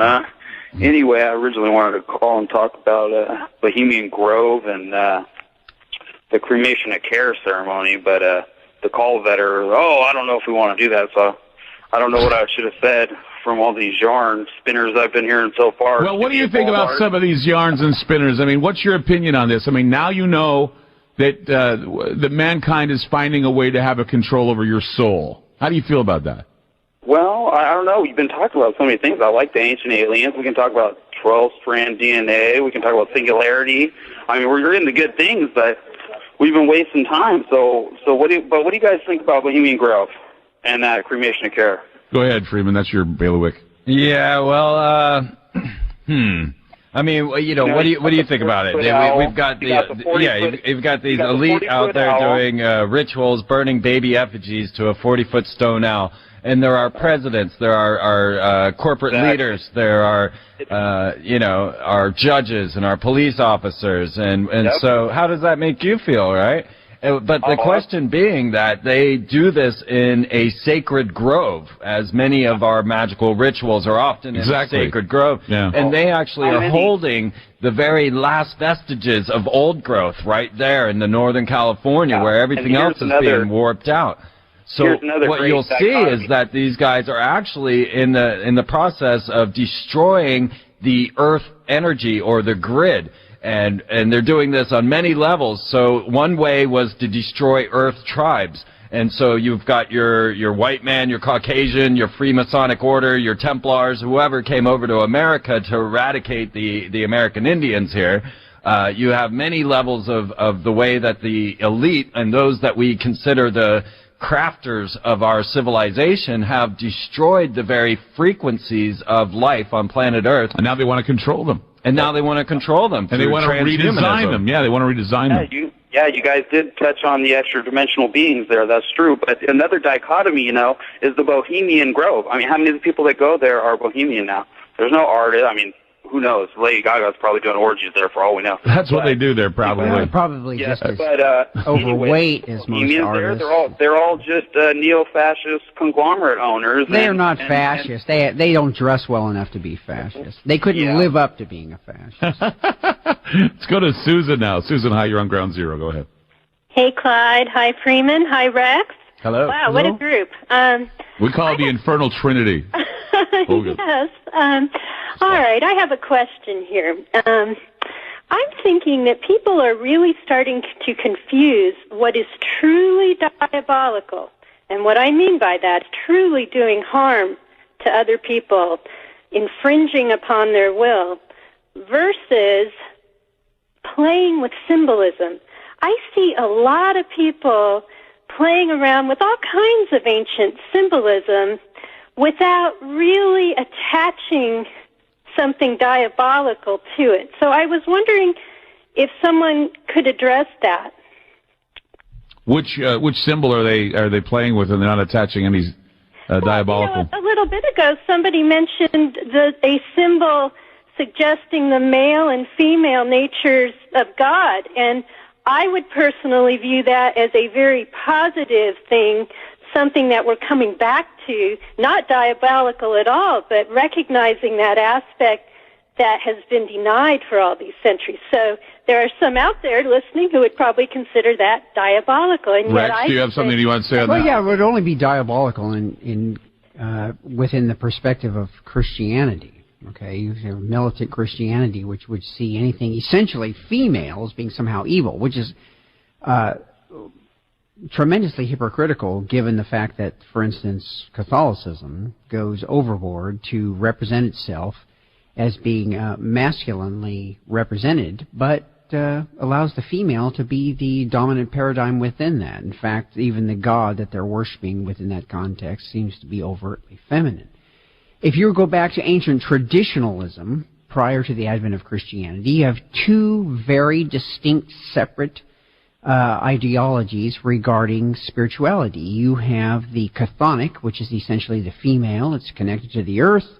It has to do with Gaia as the connection to the rotation of the sphere itself and the advent of the seasons and et cetera, prolactivity toward fecundity and reproduction. And then you have the Demetrian, which is actually solar and represented by the swastika and has to do with eternity. And it's a completely different element altogether. I think a lot of what is being done here is that people in general don't understand the fact that these two forms of spirituality, which are like the yin and yang, or the inverted pentagrams, like represent the duality of the universe. And yet you still have people talking about, like, well, we must not think about these things as this and that. We must think about them as one, or better yet, think of them as none. But in actuality, you have these diametrically opposed forces. It is only in the bringing of those two things together do you actually have life. So anybody who has a problem with seeing that these polarized forces are somehow opposite of each other, and yet they see them as at war with each other, it's only because the warlike activity, the bloodletting that happens between the interaction of them is absolutely necessary for the procreation of life. Because it can't happen that easily. It must be under duress. We need life. Life comes from death, death's life, the cycle, right? You know, you do not have... You cannot invoke creation without a certain level of destruction. They are complementary of each other. Well, as I said in the beginning, nature's law has absolutely nothing to do with how we moralize. Well, as I said, the great secret is the utterance of God the divine, God the adversary. God is the one divine adversary, which is the mixture of female, male, and the aggressive, which of course is satanic. That I am not. Well, all those opposing forces opposed to what I am. Susan, thank you for the call. Yeah. Thank you. Thank you. 888-673-3700. That's 888-673-3700. Tonight we have Rex Church of the Chaos Imperium with us, and also Freeman discussing some very, very dark, esoteric subject matter. It's something you won't get anywhere else. That's why we're here. We're Ground Zero, and we'll be back. FM News 101 KXL.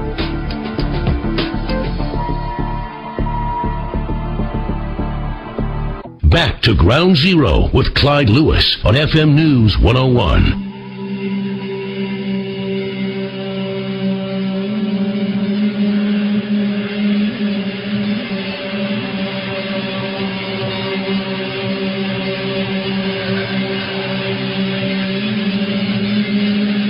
This is not a test.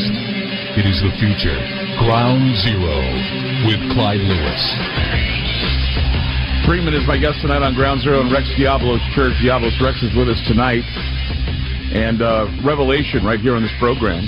I would say revelation. I know that we got off having to talk and get a background going on here, but the truth is that what we're revealing on this program tonight is what will not be revealed anywhere else, not in the mainstream media, nowhere. But we can go on the record now as saying that the science is there, that we now have the ability to conjure from the ether. Now, am I sounding crazy? You know what I'm trying to say? The Moonchild project, the idea of the Moonchild, which Rex has talked about, the ritualism that has gone on with Crowley and with Hubbard and with Parsons and with Dee and all these guys. The Moonchild project is a reality. The Moonchild, the idea of soul transference, is now a reality thanks to technology. And we had the levels of magic, but now we've moved it to the levels of technology. Now it has become techno-magic. We can actually transfer the elements that are compositional to soul or spirit, or what we interpret as that, from mind to primitive body to actually artificially created beings. This is actually the element of transhumanism. So we can take a discarnate spirit, evil entity, alien entity, good entity, or whatever entity it may be, take that from the ether with technology and feed it into a fetus. Yes. Any or no? resonant frequency could be from a prior existing being, could be downloaded into a new life form. So we can do it into a fetus? Let me lay back some more of the science. So we've got the Avatar program put off by Ichkov, a millionaire Russian who is trying to, or an entrepreneur. 2045. Yeah, well, that was his goal. You know, the Blue Brain Project said in 2009 they'd have it done in 10 years. So we're talking about 2019 for the Blue Brain. But the thing was, they have to push this to exabytes of information. You know, you got your gigabyte, right? Well, an exabyte's 1 quintillion gigabytes. Okay, so that's the type of level that we're talking about here. 1 quintillion gigabytes. Imagine that hard drive.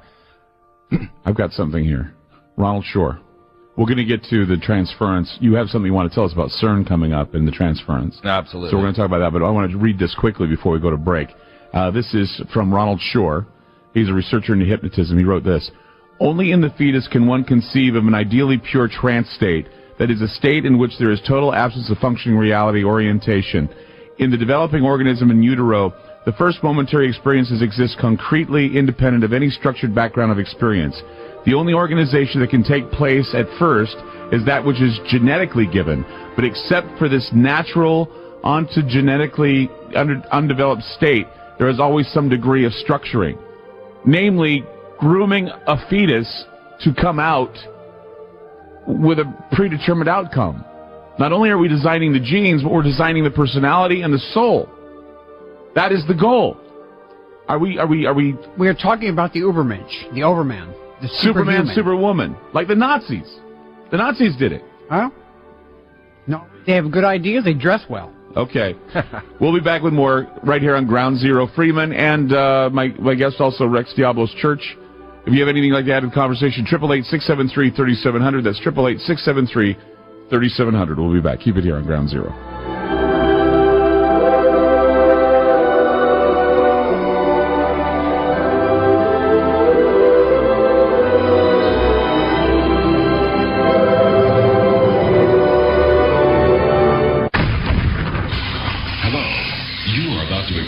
Ground Zero, an on-speaker experience. Cuts through the crowd. Just when you thought you were safe.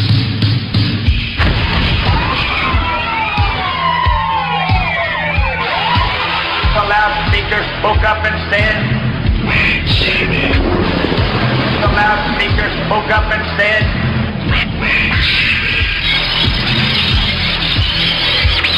the loudspeaker spoke up and said,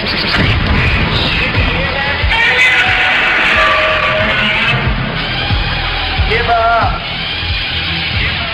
give up,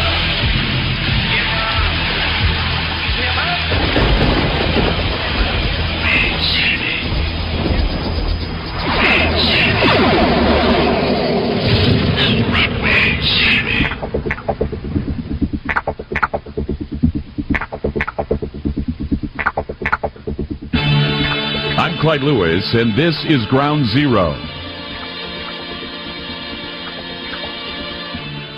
So tonight, if you've been paying attention to the program, we have learned that in ritualistic conjuring, the mark of the beast can be invoked before birth, and spirits that are not of the divine can be brought forth and placed in the unborn. An alien entity, or other can be injected into a living body, and it can be presented and preserved outside the body for insertion into another body, artificial or organic. And so what this means is that we can create a Cambion, a changeling, a moonchild. We can take fallen angel spirits, put them in there. We can do the transference. And as much as it pains the ultra-religious to hear this, it has to be said that there are issues that will affect us in the near future that the Bible, with all of its alleged divinity, does not address or is incapable of addressing, which makes it more frightening, in my opinion. Tonight, Freeman is with us, and also Diabolus Rex with us. They were with us during the national broadcast, here now with us. And the phones are still lighting up from the national broadcast from what you guys are talking about. Very controversial topic tonight. In fact, from what I understand, a number of people thought it was very controversial. The reviews are in. We were very controversial tonight, guys, because of what we revealed.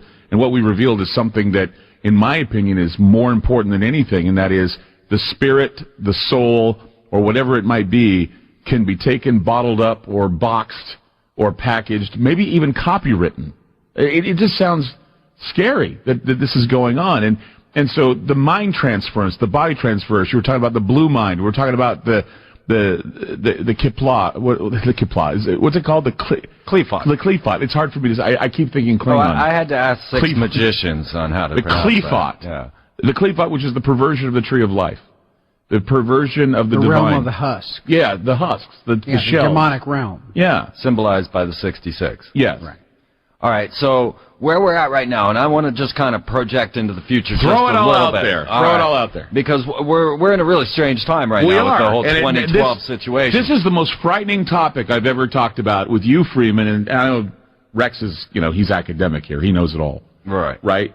You knew about this long before I even brought it up. Well, I knew about this, but I don't know. We've touched on a lot of subjects. So, well, you were talking I've earlier. had some pizza and some food. Yeah. All right, let me lay this out for you. Let me lay this out for you because lay it down. it's not simply just the idea of mind transfer technology into a body. All right. So there's an avatar program which is setting out to put you into a clone or even into a hologram. That's their ultimate goal. So that's the Avatar project, and the Avatar project tried to get with the Advanced Department of Advanced Research, DARPA. Yeah. And DARPA said, well, no, we've already got an Avatar program, so we don't really need you. So they're already working on mind transfer technologies into robotic soldiers. Now, let's go up to the International Space Station. Currently, they just launched Robonaut 2, which is a robot. R2, exactly. Yeah, and he is a telepresence robot. Just like what I was saying with Michael Jackson's robot, this is a robot that you can transfer your soul or mind into and work around the International Space Station. Hanging out with Robonaut 2 on the International Space Station are 6 adult stem cells looking for immortality. Now, this is the 19th launch of stem cells to the International Space Station, but these last 6 were launched on the last space shuttle mission ever, Space Shuttle 134. This is where we also got the alpha magnetic spectrometer up on the International Space Station, which is the device that sees the anti-universe. Now, in order to open a portal to the anti-universe, you have to manipulate antimatter. Now, what they have is the Graylator antimatter detection annihilation detector, all right? The Graylator antimatter annihilation. Graylator. Yeah, and their symbol is a reptilian claw as their logo for punching a hole into the anti-universe. This is to be able to keep the wormhole open. But what we found is through the Blue Brain Project and others like the Avatar program, they can also transmit your soul via radio frequency waves. So now we're looking at devices like iSCAT and HARP, which are massive antenna arrays around the globe that are able to shoot low-frequency waves up into the upper ionosphere and off into space. So to give you an example, when iSCAT went full power, they shot a Doritos commercial to Ursa Major, all right? Now, if we can make the puzzle just even worse, Disney outdid them by one more. I'm sorry, Fox outdid them by one more by launching The Day the Earth Stood Still up to Alpha Centauri. Now, The Day the Earth Stood Still, starring Keanu Reeves, is basically a story that says humanity is so bad, aliens should just come and destroy us. Now, I don't know if you've seen the movie. Maybe I misunderstood Keanu's emotional content, but that's what I got out of the movie. they simulcast this while it was in theaters to Alpha Centauri using the Deep Space Communications Network, and the people in Alpha Centauri are receiving it right now. So it will be by October they will be able to watch. Keanu Reeves saying, if you die, the Earth survives. If the Earth dies, we all die. Yeah, and then they'll have to make a decision about whether they're going to follow that or whether they're going to follow the first transmission of the Nuremberg Games, because Hitler was saying, like, with us, because, we'll curb stomp you. So, in relation to any of this, we are talking about the transference of the essential nature of all that we know about the human condition. We can talk about mind, we can talk about spirit, we can talk about personality, etc., etc.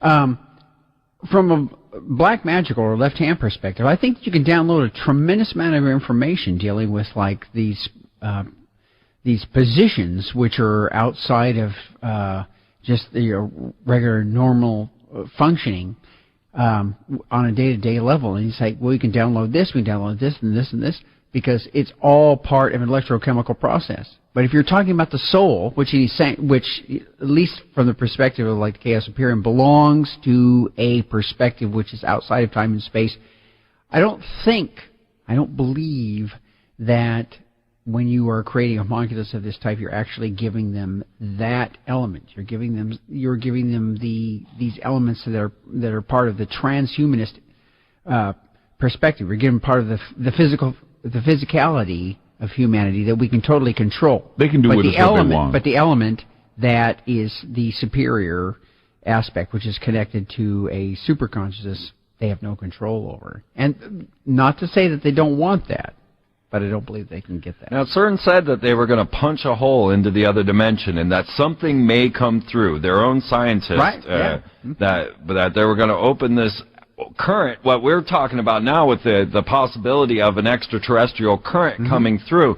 Well, it just so happens that the LHC grid, or the Large Hadron Collider grid, the supercomputer of CERN, is capable of pushing exabytes of information, which was exactly the amount of information they needed to do this mind transfer technology. And they had those transparencies that they were flashing during the time that had Aramaic writing. They had other writings, other runic writings, and they were sending a message out into the void to try and get the attention of some... All were premeditated what the hell are they doing at CERN? All this stuff was premeditated in a film by Stephen King called The Mist. It's a satanic ritual. Precisely the same thing that we're talking about here. It's a satanic ritual. And they didn't invoke, super conscious entities. They invoked their watchdogs, just the basic primal forms of this anti-universe, which actually found their way into here, and we had no way of being able to combat that. But it's a satanic ritual. What's going on at CERN is a satanic ritual. It's certainly opposed to, consensus reality. So, yeah, it's definitely satanic in that sense. Well, let's just say it. I mean, CERN's corporate logo is 666 with a hyperdimensional portal, and then outside of CERN stands Shiva, where they have a quote from the ultimate destroyer. I have become death, destroyer of worlds. That is so weird. But it actually wasn't Shiva. It was Vishnu, who it was the seventh. Sanskrit. They can't read Sanskrit, so they don't know. Okay, let's go to the phones. Let's go to the phones right now. Let's go to Nick. Nick Fry, calling from Utah. Nick Fry, hi. You're a wonderful director and fantastic producer. I know who you are. Yeah, Clyde, talking of reincarnation and altered states and all this sort of stuff, imagine my amazement when I, log on to iHeartRadio, and there you are. when I'm expecting to hear that other late night gentleman. So and, did you like did you like the show, Nick? I just wanted to know. I'm loving it. I'm just going. This is, firstly, it's somewhat nostalgic, of course, because you and I go back a long way. But more importantly, this is fascinating stuff. And I think about this stuff more and more.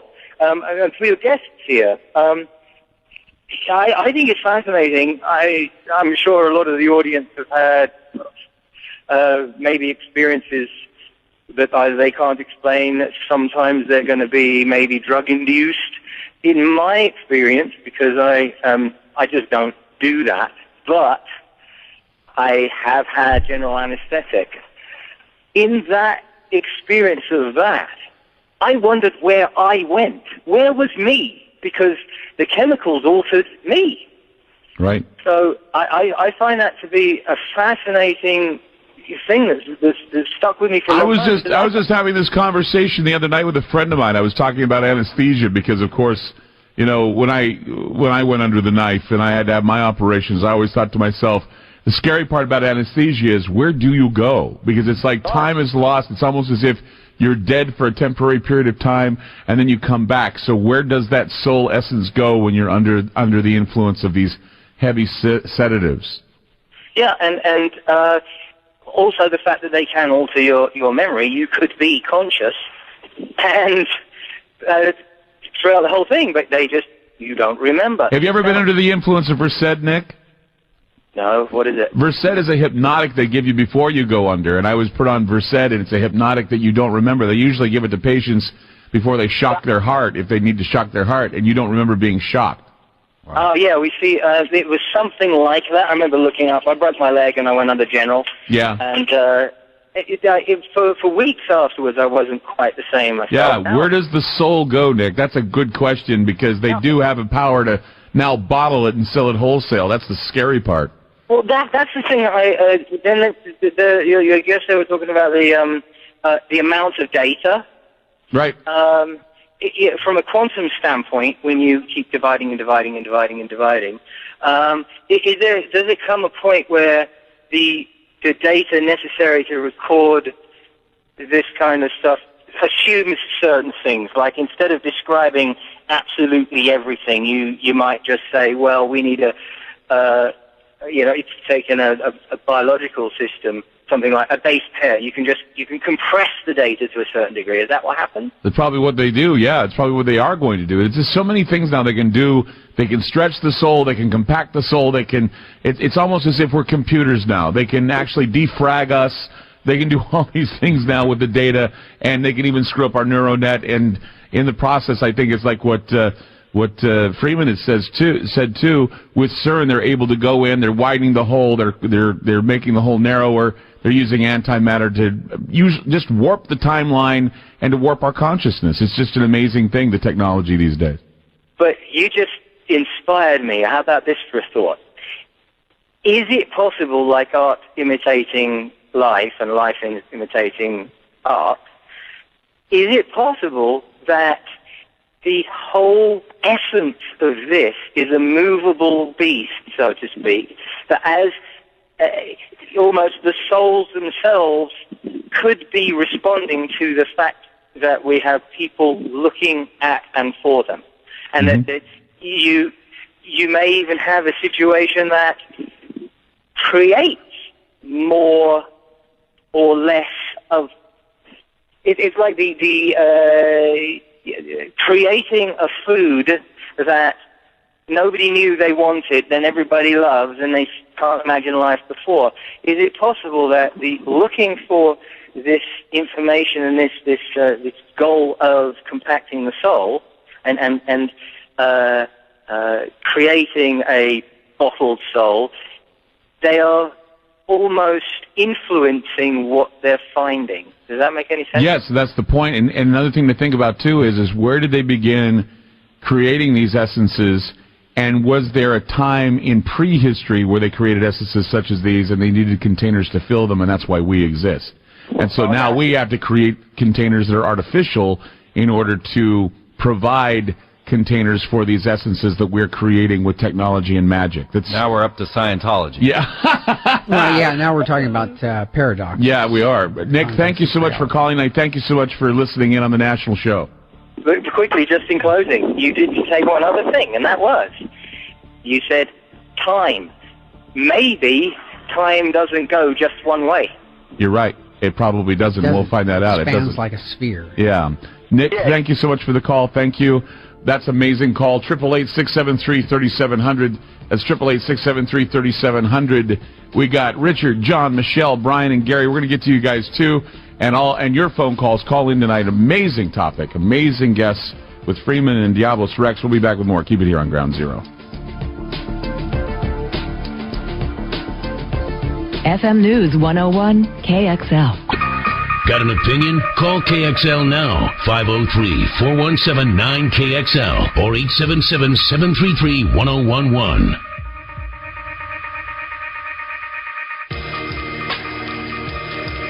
Everyone is in on the secrets, and big things are being planned. Call Clyde Lewis now. Ground Zero. Let's go quickly to BJ. BJ calling in from Salt Lake City. Hi, BJ. You're on Ground Zero. Hey, Clyde. How you doing, man? Good. Hey, I was with you back in 1995 when you started the show, and huge congratulations to you for going national. Oh, thank you. I just wanted to let you know that I'm actually, I think I've got something on Rex here. I've got the devil living in my house, and I'm actually married to her. So I'm kind of going to suffer dire consequences from that remark. But I've got just one quick question. Go ahead. For Freeman, real quick. I was really kind of curious about Walt Disney, and I was kind of curious about the symbolism involved with the Epcot Center and the symbolism involved with the big giant ball. So that's kind of my one question, and I just want to let them take that, and I want to give you a big congratulations. And, thank you, BJ. And continuation. Thanks a lot, guys. Thank you. Take care. Thank you for calling from Salt Lake. Thank you for being a fan since 1995. Fantastic stuff. Amazing. Okay, what about the big ball? Then we got to go to a break. Ball. You know, you actually find that in Astana as well in Kazakhstan. It has like a handprint from the architect up there, like something out of Total Recall. Check out Astana in Kazakhstan, because that's going to be one of your global capitals in the future. When we get to Walt Disney, we come back, we find out Walt Disney was one of the original knights of the Demolay Order, which is the Boy Scouts of Freemasonry. A Jew. Yeah, we don't really have any connections for his Freemasonic connections, but we do have him working with the Nazis in Disney. Now, let me just outline that Disney itself is a military-industrial complex. When you walk in the door, you give your thumbprint. You've given them your credit card information. Once you get into that big buckyball, they then take your biometrics and take your photograph for facial recognition technology, and then that all goes in the Disney central database, which is going straight into a military complex. The people who own the ball right now is Siemens, and you will see Siemens corporate logo over the Auschwitz showers. So just know who you're walking into when you walk into Disney World. Wow. That's all I'm saying. Wow. Wow. Yeah. Wow. I guess that explains why on Family Guy, when they said they were in the Disney movie, it meant, oh, the Jews. The Jews. I guess that's what it means. Siemens, the procreative material, primo material, yeah, which is the generator of like all physical life. So yeah, it's like from life, its origins is within death. We'll be back. Keep it here on Ground Zero. More with Clyde Lewis and Ground Zero on FM News 101. And his name is Jesus. There's only one God. And then he's going to pray out a demon and just worship God. Then he's going to worship God. And the Lord is going to do it. That means God has to do it. And then Jesus has to do it. And then God. Then Jesus. Wow. I love preaching. Spirit did anoint him, and I believe he felt inspiration. His dad and I were surprised because he was saying victory, and we're going to have a red-hot revival, and to me that was unique. That's a term I haven't really used, red-hot revival. But that's kind of against a little 4-year-old child's thinking, and I certainly endorse it.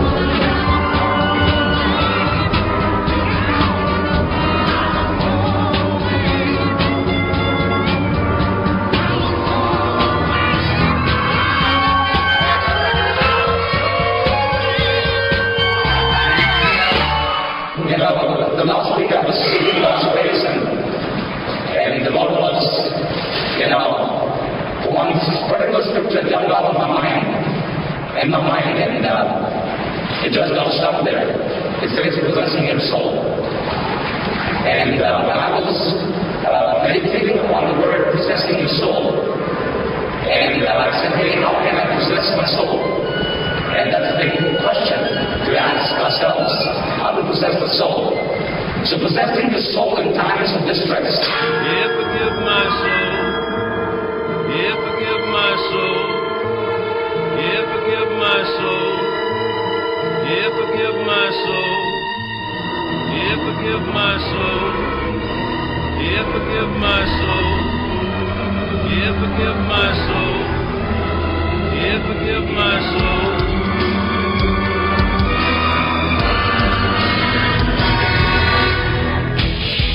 I'm Clyde Lewis. This is Ground Zero. Tonight, the power of the soul. The power of science and magic to contain a soul. Transfer it. Bend. Spindle. Mutilate it. Just what they want to do with it. They have the power now. My guests, Freeman and Rex Church, are on the show to discuss this very thing.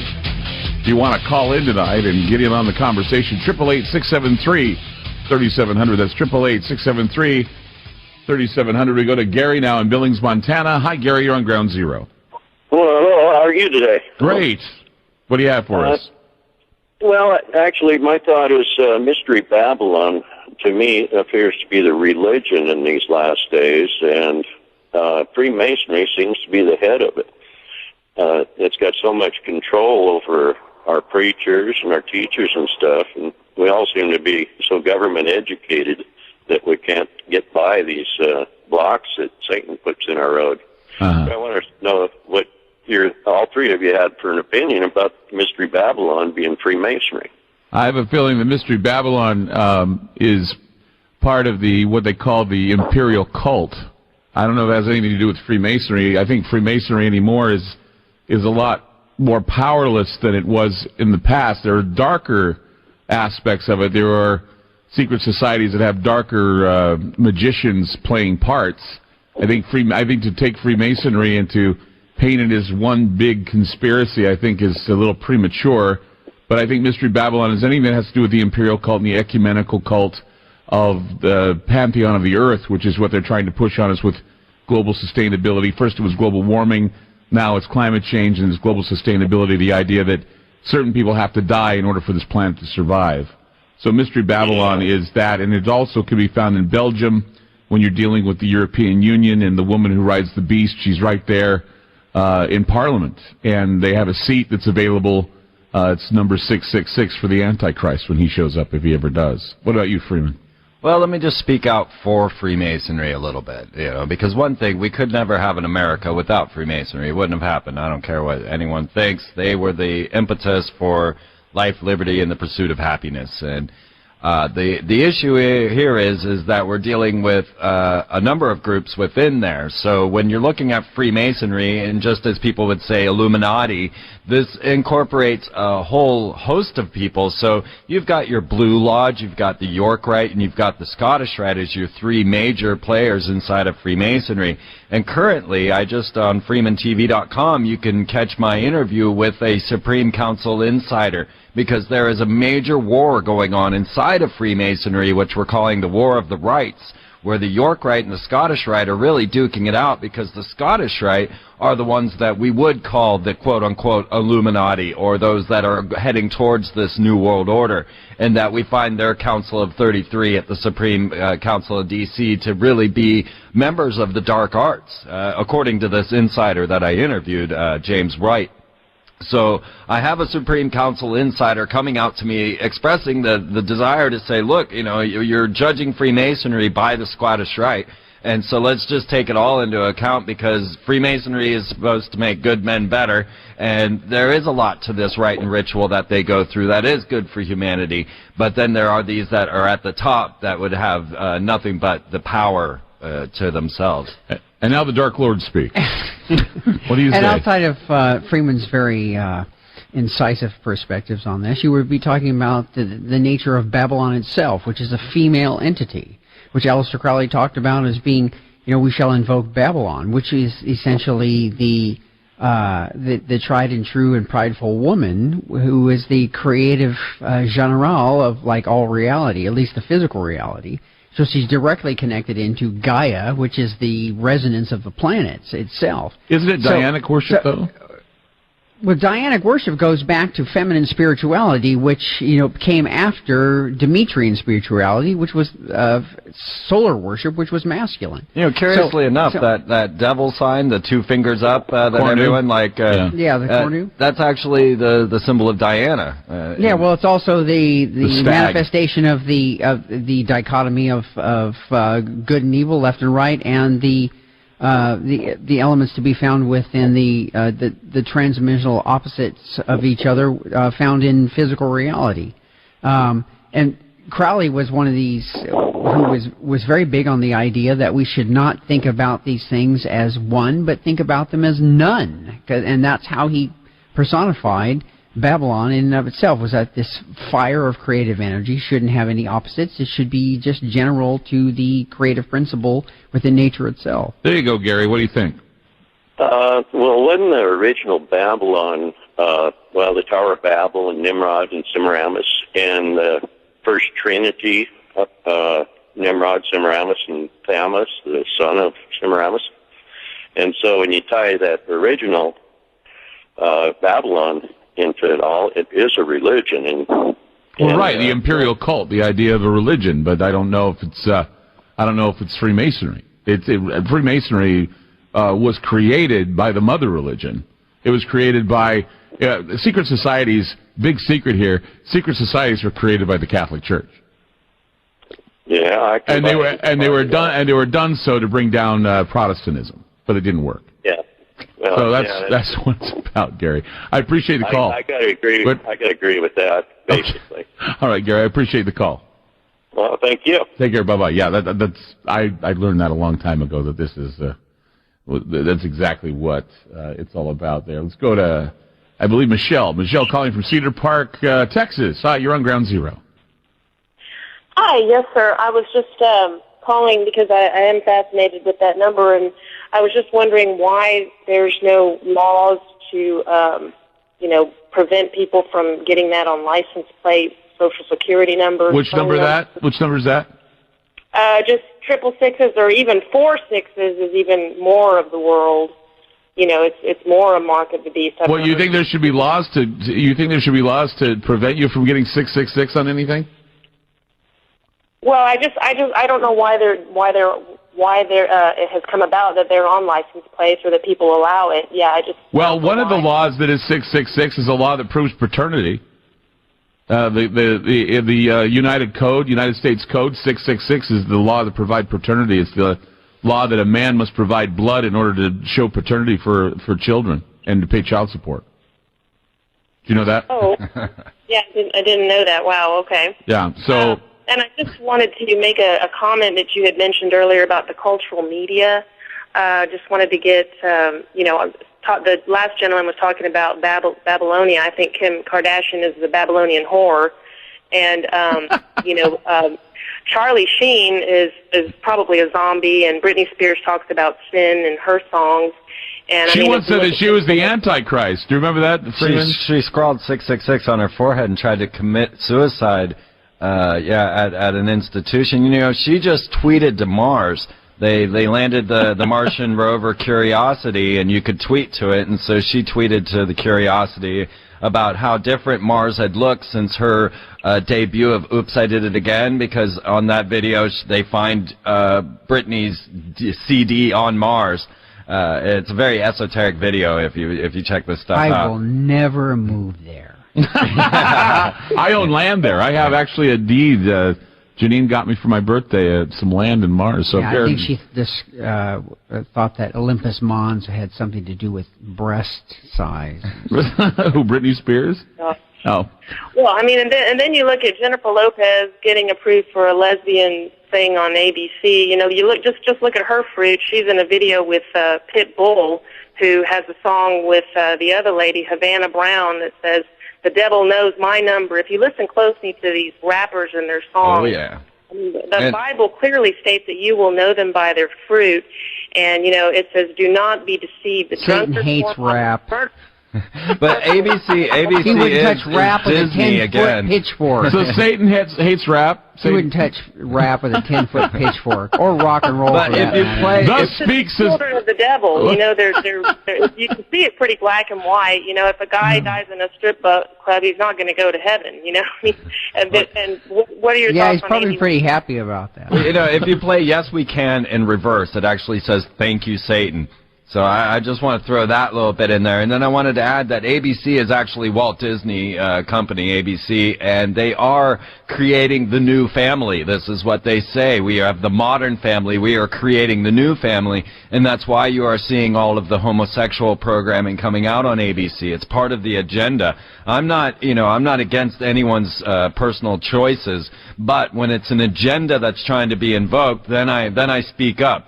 And ABC being Walt Disney being part of the eugenics project, absolutely, I'll stand up and talk about that. Yeah, everybody that gets sent to hell that has their own jobs, they think everything is great when they see everybody else up to their necks in scatological matter, and they think they've got it pretty good because it's only up to their knees until the resident demon comes along and says coffee breaks over, back on your head. Right.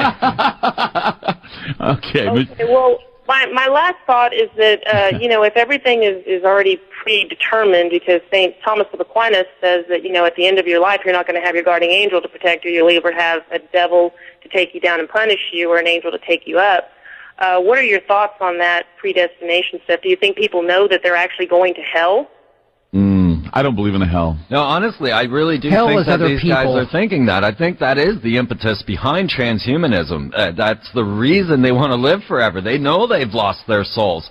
And the only way that they can keep from being torn down into the gates of hell are by staying alive.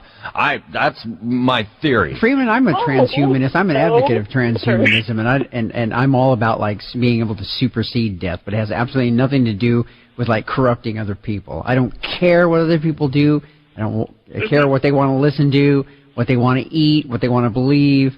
It's just they will be able to. They will serve and suffer the diminishment of their own decisions. So, What's that, Michelle? The consequences of their free will and volition. Nobody has free will. If you're from a bad ancestry or a wrong lineage, are you going to go to hell because you're related to somebody like of Dracula? No, it's all about will. It's all about personal initiative. So, you Rex, can't you're not related to Dracula, are you? Well, I'm related to Winston Churchill, who supposedly was related to Vlad Tepes. So who knows? Okay, so you are related to. Yeah, but I don't claim anything that I do or anything that I have going for me is related to anything that came before me. I mean, you can have the last name Lang, and you might have no connection to the German filmmaker, which means you may have no talent whatsoever.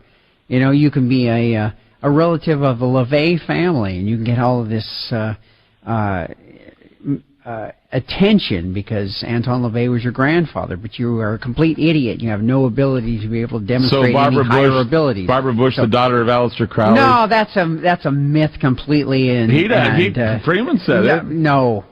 Sorry, we'll talk about that after the show. Why no not? Connection whatsoever. George W. Bush, that's one of the biggest fallacies out there. I don't know. She kind of looks like him. Well, I agree. She looks like him, but most English people look like each other, just like people look like. So. They all look the same. The English, they all look the same. No, they're trying to debunk that on the Aleister Crowley for 2012. Winehouse, Amy Winehouse, come on, drunkard, Amy Winehouse and all her tattoos. She's going to hell, Michelle. She's going to hell. Going to hell. Yeah, well, it's really interesting. Here you have a Jewess who has all these tattoos, and by Talmudic law, she's forbidden to actually have any of those tattoos. So she's actually breaking the rules of her own spiritual forefathers. Because she's made in the image of God, just like every man or woman is. Well, Michelle, I love the call. I love you. Thanks for calling in. Thanks so much. All right, Bye-bye. take care. Happy Bye-bye. I love people who indulge in the conversation like this. Is awesome. Absolutely. It's just awesome. You guys are great. Hey, you want to call in tonight, be a part of this crazy conversation? 888-673-3700. 888-673-3700. Where else can you find an occultist conspiracy analyst, a satanic god leader, and me? Whichever. We'll be back. Keep it here on Ground Zero.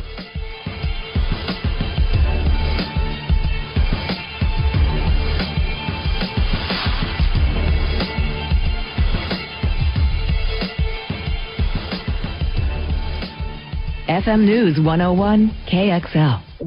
This is Ground Zero with Clyde Lewis on FM News 101.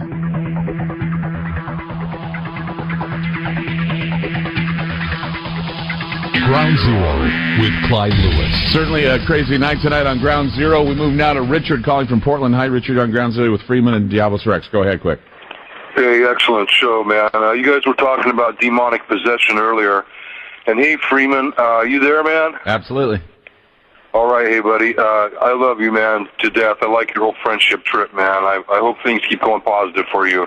Thank you. But I want to know if you believe in these aliens, Nephilim, demonic entities. Do you believe that these are a real creation, something that predates mankind, or do you think that they're some kind of tulpa or thought form? And I'd like to mention Jesus and the Ring of Solomon in this context.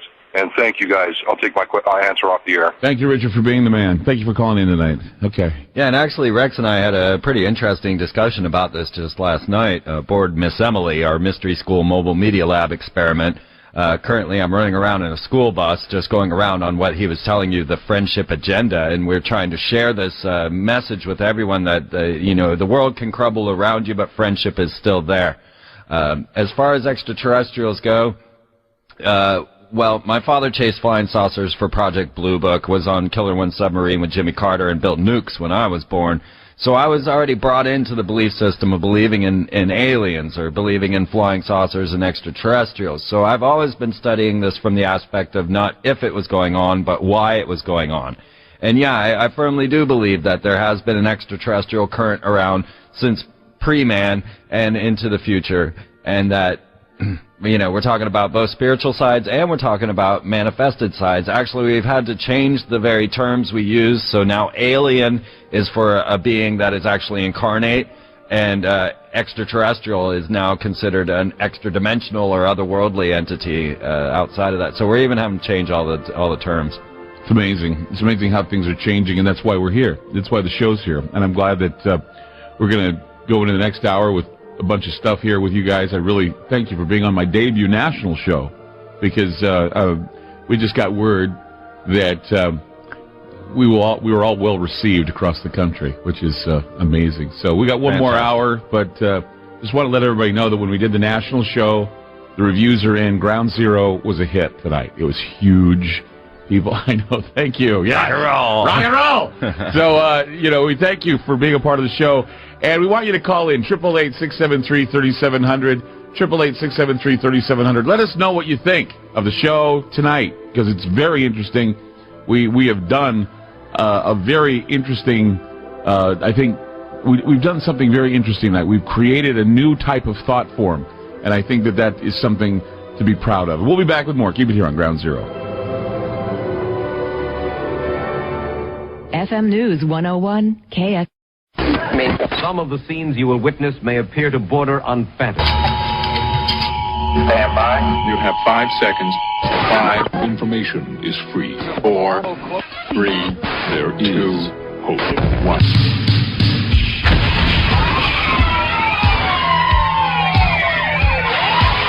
The loudspeaker spoke up and said, the loudspeaker spoke up and said,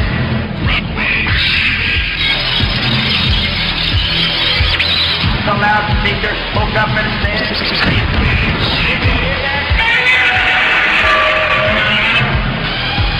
give up, give up, give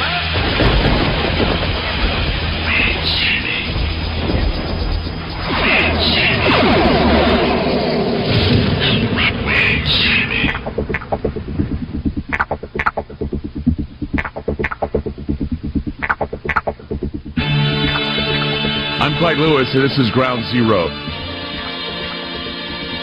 So we've been talking about the spiritual conjuring, the idea that they're able to take spirits and do with them what they want.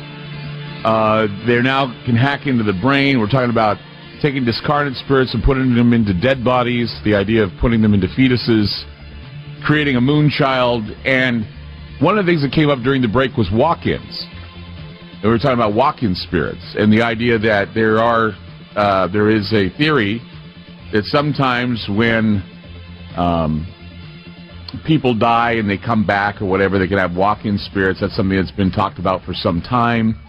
A number of things that all go with the stories we've been talking about. The idea of the spiritual being, I guess, hijacked in a way. And we were also talking about leaders and how they too can be compromised, and how for the longest time people thought that Barack Obama had been groomed from the very get-go of being the president, or at least he knows a lot about intelligence because of his family ties to the CIA, his father's ties to Project Paperclip, the communist infiltration that his mother was involved with, the idea that he was cut out. And so here we have Barack Obama that is the perfect Manchurian candidate president, or at least a Cambian changeling president, because, Freeman, weren't we talking about the fact that he has a scar that everybody says he's... And Prince William has one too, which I think is interesting. Yeah, absolutely. The head scars came out a bit after I started talking about Obama being a clone.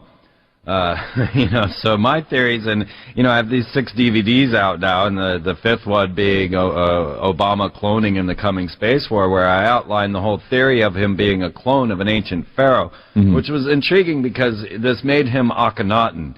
And if you were discussing an Antichrist and an Antichrist that would rise, Akhenaten would have been that man. Right. He was the first to bring about monotheism. Right. He is the head of the Rosicrucian order. He is the one who established this other secret society, Rosicrucianism. Right. And if anybody was going to come back for this brotherhood, it would be Akhenaten. And it absolutely... Barack Obama, Michelle Obama, Malaya, and Sasha all appear to be identical, not just similar, but identical to the first family of Egypt 3,500 years ago. Really? Identical. You have to see this one. You got to go to FreemanTV.com, look at the imagery, click on "Is Obama a Clone?" and have a look. Well, Saddam Hussein once claimed that he was the clone, or at least I guess the reincarnation of the real King Nebuchadnezzar. He was the reincarnation, different level, right? Oh. We're talking about serious cloning here. We're talking about right from Akhenaten, we've got Obama, and that he has this heritage of being the spirit of this pharaoh. So when you brought up the head scars, that's what it leads me to, because Akhenaten was known for his cone head.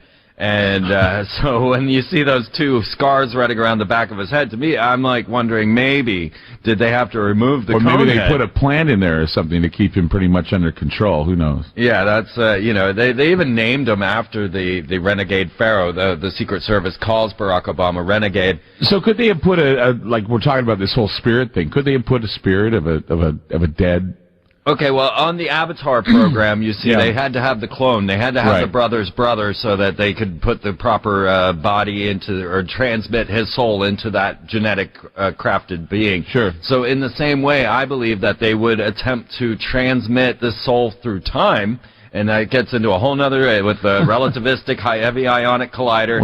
I have all the science. No, this is a different one. Okay. This one's in America, the RIC. The relativistic heavy ionic collider, who collided gold particles to manipulate space-time. Right. But so in that same level, we could see that they might be able to transmit a soul from the ancient past into a body receiving today. So we have no proof, but we do have a consideration, a speculation that Barack Obama could be housing the spirit of a dead or a regenerated pharaoh. What I have is every evidence except for Barack's own DNA. So I have every single piece of the puzzle laid out for you. You can go check it out. I've talked about this for a number of years now. And so, yeah, on that level. And then, so let's take this to Mitt Romney. Let's go ahead and, what about him? What do we got on Mitt Romney? Well, Mitt Romney, supposedly was declared dead in a car accident in 1968, which he actually had been in an accident, and the wife of one of the the missions? The missions. He was on his mission when this happened, right? She was actually killed, and she was actually killed in that. So you might be talking about the possibility of something of like foreign intelligence actually having been downloaded into his consciousness. Did Mitt Romney die in France? Well, this is speculative as to actually what may have actually happened. So Mitt Romney was in an automobile accident in 1968. Right, with one of the with the mission president's wife, who actually did die in that, and if there was a foreign intelligence downloaded into his consciousness, it may very well have been something that was not germane to like what he actually was. So are we suggesting too that Mitt Romney could be a changeling? Well, that he may have had an the intelligence, the spirit transferred into him after he died in France? Well, if it's possible that they could actually have done it at that time, then yeah. Or he was a nadir or a resonant receptor for that. They might have been able to have done it. So who knows what kind of being one might be dealing with in the future? He might be. So we could be dealing with a changeling in Mitt Romney as well. We could have a Cambion, somebody who has a spirit of someone else, and maybe the original spirit of him is not there. Well, we're not dealing with normal human. I mean, didn't beings. he also? I think he got beat up or something. He was also beat up. I don't know if it was after he was shot. I'm perfectly happy with the fact that my country is run by completely demonic beings. Yeah, you like this election, huh? Of course you are. Speaking of the devil, he's right there on TV. Right?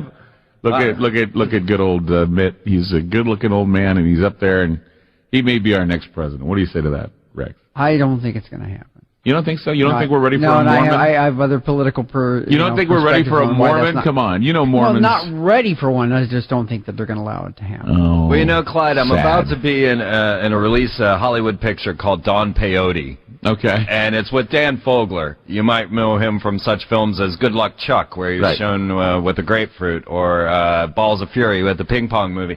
But Dan Fogler is also running for president, so I just wanted to put out his campaign here on the air now. Vote Dan Fogler for president. Get rid of these losers, and let's move on to some comedy. Get rid of the changelings, the ones that have the walk-in spirits in their bodies, from Barack Obama to Mitt Romney, who died in France in 1968. There's something you don't hear on a show. Definitely get out there and see Don Peyote, though. Yeah, you'll want to see this. Okay, let's see. We have time for a call. Let's go to Doug in Vancouver, Washington. Hi, Doug. You're on Ground Zero. Hi, Clyde. Hi. Did you know that Mitt Romney died in France in 1968? I had no clue. Mitt Romney died in France in 1968. He was in a car crash and he died. Which raises interesting questions about what type of essence may actually have been He's the zombie president. That's what he is. Or the zombie presidential candidate. Doug, what's your question? Well, I've been listening to your show for a couple nights here, and I really grown to like it. Thank you. Especially tonight, raised my curiosity. I've been when I was younger, I watched a show called Ghost in the Shell. Oh yeah, Ghost in the Shell. That's a manga thing. Yeah, it was scary to think of that being a possible. Even someone could think that up. That's exactly what it's about. It's the idea of downloading a soul into a character. And then a couple of years ago, I was watching, I think, History Channel or Discovery Channel, and they were showing, I think it was called Robo Sapien, and it was talking about connecting apes or chimps to a computerized arm. And they can use their brain alone just with a thought and control the arm. Right. And then it connected the person then they connected it to a person. Yeah, I witnessed that. Yeah, that was a great show, and she was using thoughts to make the arm work. Yeah, so that just scares me to know how far we're going to go to in our future. Are we going to end up being something like the anime, or I don't know. I was just thought. I think that's some brilliant stuff coming out of you, Doug. Because I forgot all about Ghost in the Shell. I remember I used to watch that religiously. I loved the animation on that because I was a big fan of Akira.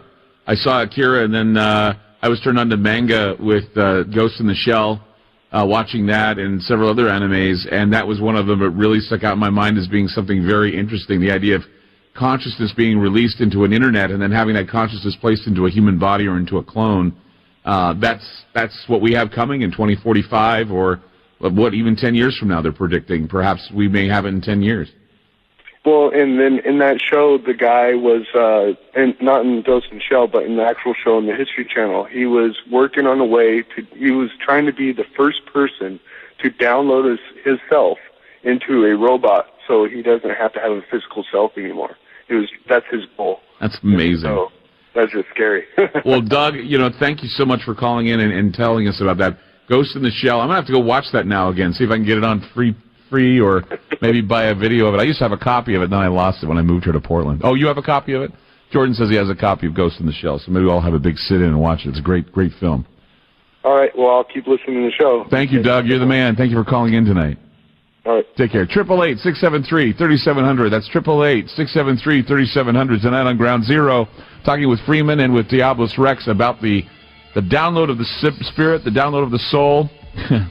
And tonight talking also about our presidents. Maybe they have got groomed souls that have been placed inside them. Barack Obama, of course, the soul of Akhenaten, which is an amazing thing that Freeman has talked about. And then Rex Church telling us that Mitt Romney died in 1968 in a car crash and that they revived him, brought him back with another soul, perhaps. That's something to even speculate about, but still, it's creepy to even understand that perhaps Mitt Romney could have been the resurrected or even the zombie presidential candidate because he died in 1968. And I just looked it up. Yeah, he was in that car crash in 1968. Thank you, Rick, for that. We'll be back with more. Keep it here on Ground Zero. KXL, suspending reality nightly.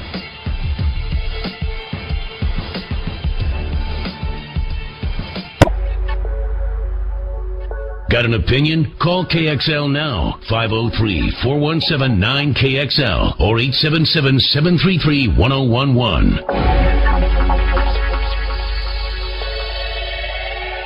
This is not a test. It is the future.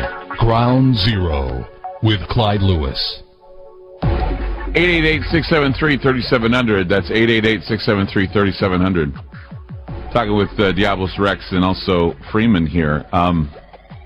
You just brought up something about AI, artificial intelligence, the Steven Spielberg film, and you were talking about there was magic. Very specific set of words that were actually used to activate the child being, and that they had to be spoken in a specific sequence, and that once they were spoken, they would imprint, they would allow the artificial human child, the artificial being, to imprint upon the living mother in a real world fashion, and they would be eternally connected. Right. So we have the ability to be able to do the same thing with with consciousness in an artificial way too. We can take supposedly real biological consciousness, download it into various other types of things, but we can create artificial consciousness as well. So even though we have beings that are silicon-based as opposed to organically based, so they're mecha as opposed to biological, we can still do the same thing. Well, I was talking about also... We're talking about the completely new form of being that we can create, which could be a combination of both things. Right. But it's like the golem, They used magical words to activate the golem, which, of course, was a clay man. A clay man out of the Kabbalah, and which was activated through the use of a specific word, which was across its forehead, and the only thing we had to do to be able to turn it off was remove one letter. Mm-hmm. So it went from life to sleep, and then it would just... That's very biblical, too, when you think about it. It says, in the beginning all was the word. Biblical literature is Judaic. But in the beginning was the word, and the word was with God. The word was with God, and the word was a God. Yeah. So the words activated humankind.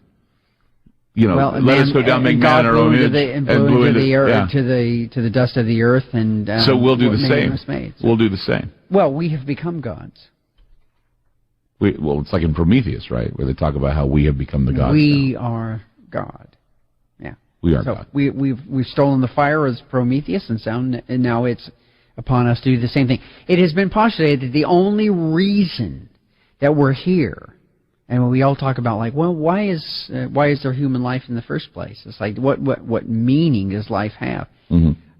And it's been subjected to analysis is that the only reason that it's here is to spread the spore of the generation of humanity further out into space, and there may very well be other beings that are doing the same thing. Mm-hmm. And which is a fairly presumptuous idea, considering that we think ourselves as being so important that's what we're actually supposed to be doing.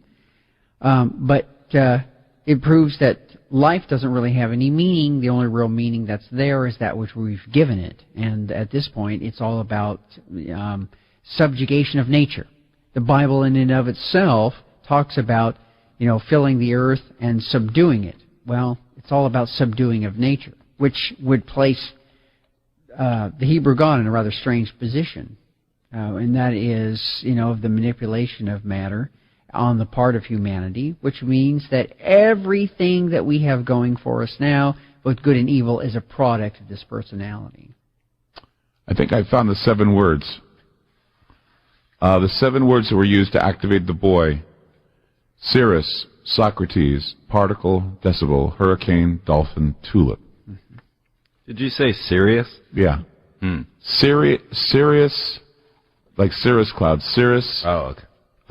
Socrates, particle, decibel, hurricane, dolphin, tulip. That's supposed to, okay. The words are supposed to represent abstract ideas that make us human. Hurricane equals chaos. Socrates, thought. Let's see. So there you go. I'm really curious about Cirrus, Spielberg. Socrates, particle, decibel, hurricane, dolphin, tulip are the 7 words that were used to activate the boy.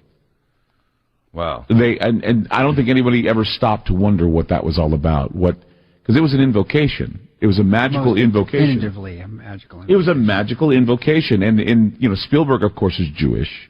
So he has the golem. I had Rabbi Winkler on this program, who is a very, very interesting mystical. He was telling me about the Dybbuk and how to activate a Dybbuk, which was the equivalent of an attached soul. We were talking about attaching souls. Well, you can attach souls to inanimate objects. Yeah, it's called tolku. That's what they call it. The tolku. In Tibetan mysticism. Right. That's something that only the highest monks in Tibetan Buddhist mysticism can actually accomplish. And there are words that you have to use to activate the Dybbuk or to put the Dybbuk in his box. So, cirrus, Socrates, particle, decibel, hurricane, dolphin, tulip. Somebody please, I'm going to read them again. Cirrus, Socrates, particle, decibel, hurricane, dolphin, tulip. Oof. First thing you should be That's analyzing esoteric. here is the numerical value of each one of those words. In the geometric. That's right. That- And then adding them together and see what you get. Maybe somebody might find some. Maybe we'll get you the news for it later on the show. Anyway, 888-673-3700. That's 888-673-3700. I'm with Diablos Rex and Freeman tonight. Very fascinating show. We'll be back with more. Keep it here on Ground Zero.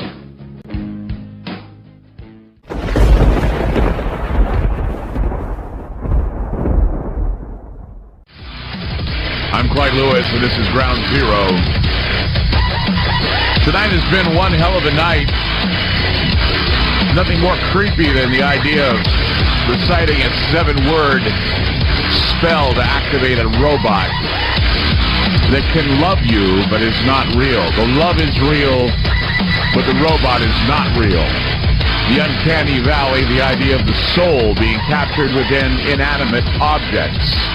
The idea of having them there and being able to release them at will is an amazing thing. We go now to T, calling from Portland. Hi, T, you're on Ground Zero.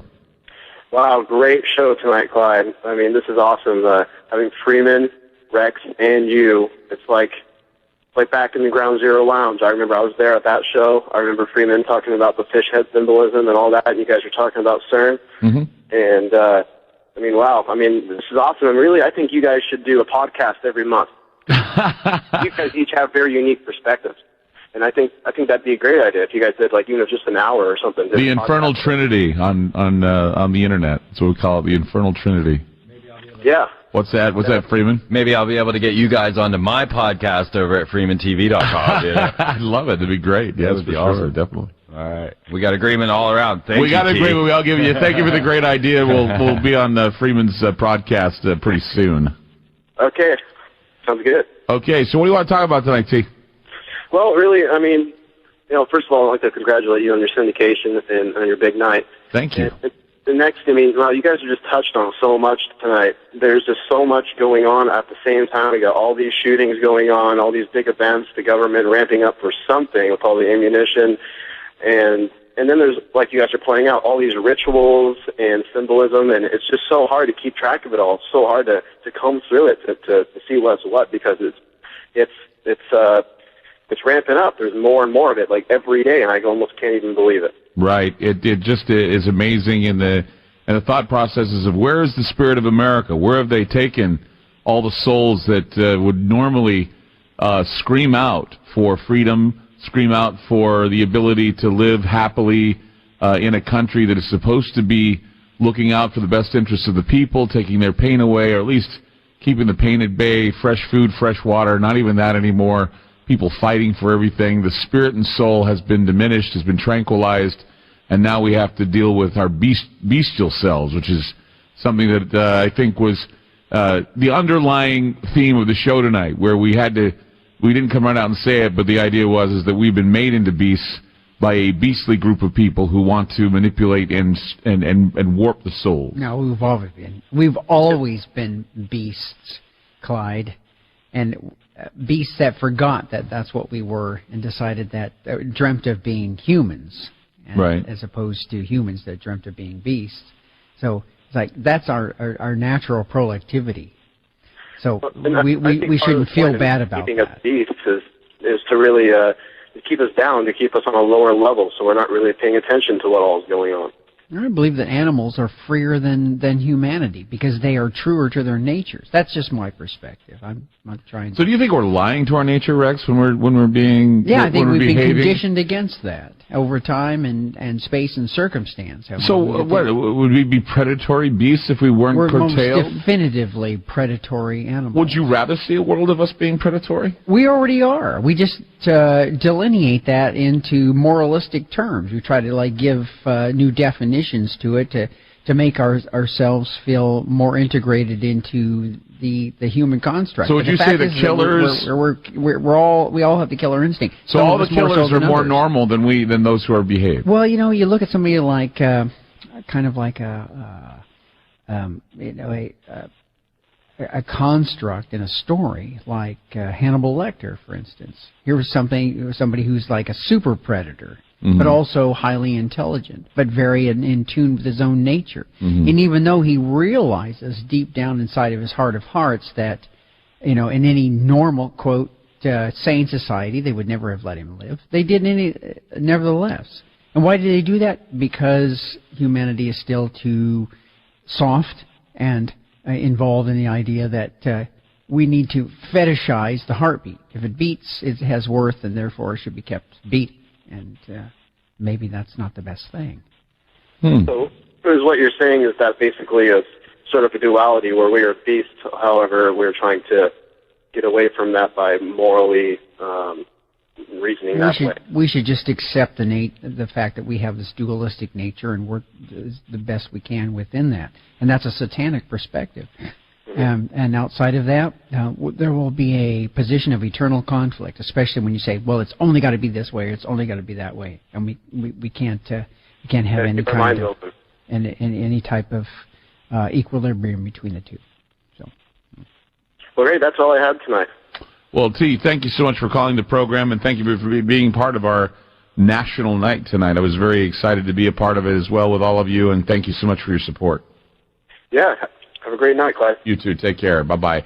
Numbers to call tonight, 888-673-3700. That's 888-673-3700. Tonight on the program, we've talked about the transference of entities, the idea that we can transfer them to the fetus, to the fertile mind, and in the mind that is separated from the physical body. And I've been saying that I think sometimes that this isn't what we should tamper with. It's far more, I think, profane to tamper with the soul, to put the soul in a container sometimes. And, if we put it in a container, then we should release it into a place where it's not going to be harmed. And so, but to put it into a container where we can abuse it and use it for our own needs. See, I've always said to ghost hunters when I go out on ghost hunts, they say they want to send these entities to the light. I always get angry about that because it's like, I don't want to force anybody to do anything against their will. So if I force you into the light, or if I say, go to the light, I don't think it's fair. But I mean, if we were to somehow find a way to transport spirits, if we could, put them in a box, or put them, the Dybbuk box. We have the guys on the talk about the Dybbuk. If we were able to put them into a box and then say, okay, we're releasing you now into a place where you can wander if you wish. Or if you find your way back to the light, if that's what you choose, then fine. But no, it's the idea that we want to take a soul, we want to keep it contained, whether it in flesh or in robot form or whatever. And so what we're doing is we are becoming the owner of a soul. We can copyright a soul. We can put a moniker, just like on a genetically modified food, we can put a marker on the soul and say, we own that soul. And that's not right. I think that's wrong. Right, you're talking about slavery. Well, Battlestar Galactica is the Mormon creation myth. Their gods come from Kobol Glenn instead Larson, of Kobol. Mm-hmm. Yeah. All right, and they say it all happened before and it'll all happen again. And honestly, if you watch the Battlestar Galactica series, or more especially the Caprica series, you'll see, the science fiction representation of exactly what we're talking about here, because they're creating this virtual heaven. And the Cylon race has now formed their religion out of apotheosis of being able to send their souls into this virtual heaven, and they can live there forever. Oh, man, it's true. Yeah. Battlestar Galactica is an interesting, definitely an interesting science fiction thing to draw from. It's all part of revelation of the method. It's just the processing of information. So it is predictive programming. Outside of predictive programming, and then sent into the general mindset, and which gets downloaded and processed subjectively. I find it interesting. It comes from a Mormon. Yeah, go ahead. It's Mormon. One more level of that. The Barack Obama administration were actually all the characters of SG-1 back in the 90s. So how predictive was that?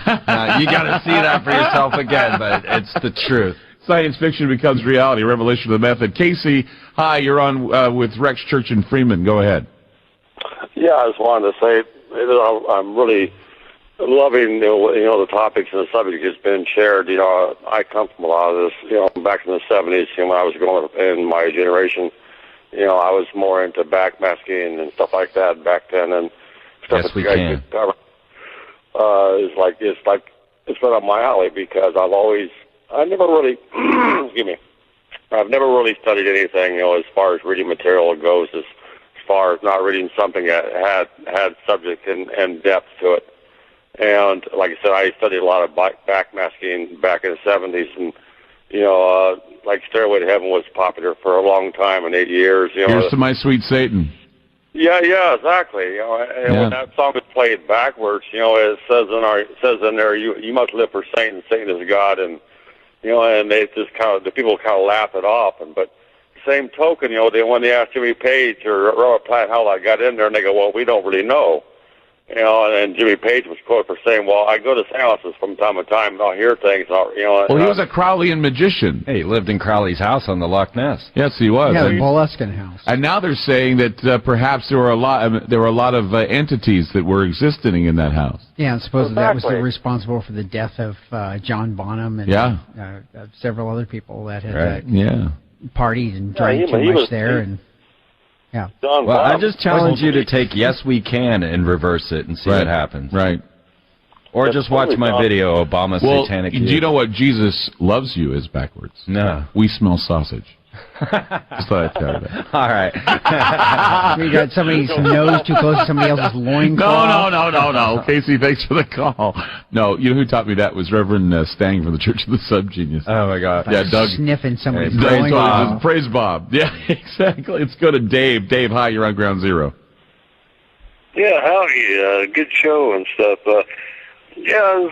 My question was and stuff, you're talking about symbolism and everything, and I'm not a religious guy and stuff, but it's shown and stuff, in the Revelations in the Bible, how it talks about the first beast giving power to the second beast, keep men from buying, selling, and trading unless they have the mark. Anyway, and stuff, a guy showed me and stuff. If you take the letter A and start with 6 and just add multiples of 6, B would be 12 and so on. And if you take the word computer and you take the numbers you got from the multiples of 6 and you add it up and stuff, it comes up to 666. And it's kind of a weird coincidence. Well, it's Freeman's W's too, saying that the W symbol is actually a 6. And so you got www for the World Wide Web, so you got 666, which is your protocol, your Which came from CERN, whose corporate logo is 666. The first position of the beast, integrated with the second beast, was the passage of the Aeon of Thelema onto the Aeon of Kepher. So it was Crowley passing on his position of authority, spiritual authority, onto the secondary Neo-Magus, which would have been Michael Aquino, who was the high priest. And he died when he was a kid, too, wasn't he? And founder of the Temple of Set. Michael Aquino. No, he's still alive. But didn't he die when he was a child? He was born dead, and then he was revived. So we had a spiritual... Which raises questions about what kind of force may have reacted. Yeah, so now we have Michael Aquino. He also had a swastika of hair on his chest. Mitt Romney, Barack Obama, Prince William, there's one. And also Kate has a scar on her head, too. She's a scarhead. So all of those guys probably had something done to their heads. And they were implanted with a changeling spirit. What do you think? Well, she's the best looking changeling spirit there is. Well, the Parliament they've had there in a while. Dave, what do you think? Yeah. My deal was getting at, from what I read in there, it's like, it says the first beast give breath on the second beast, so it put that object to life, you know what I'm saying? Well, maybe the beast is the internet. Maybe the beast giving life to several beasts is the internet, and we are all just part of the beast system by participating in the internet. Deciphering of the stele of revealing, which was the passage of occult information from the ancient god Horus to via its prima materia from the god Set, and then it was meant to reach a specific personality which was ready to reintegrate this Aeon. And if we can say that was processed down through there, from those two gods down to the avatar of the new Aeon, which is the Aeon of Horus, which was Crowley. And I'm itching to say something. Go ahead. Right. So he's talking about the internet. Dave is, right? And we're talking about the internet. We're talking about the possibility of the beast, okay? Yeah. This is just speculation. I'm not saying that this is what I believe. But think about this. So you take the internet, right, as the way it is. Now, the internet itself could eventually become what? The consciousness. It could be sentient. You're right. It could be sentient. So we get a sentient consciousness that is the internet, and we take that sentient content and download it into a brain of a human. Mm-hmm. What do we have, Dave? Yeah, exactly. We have God.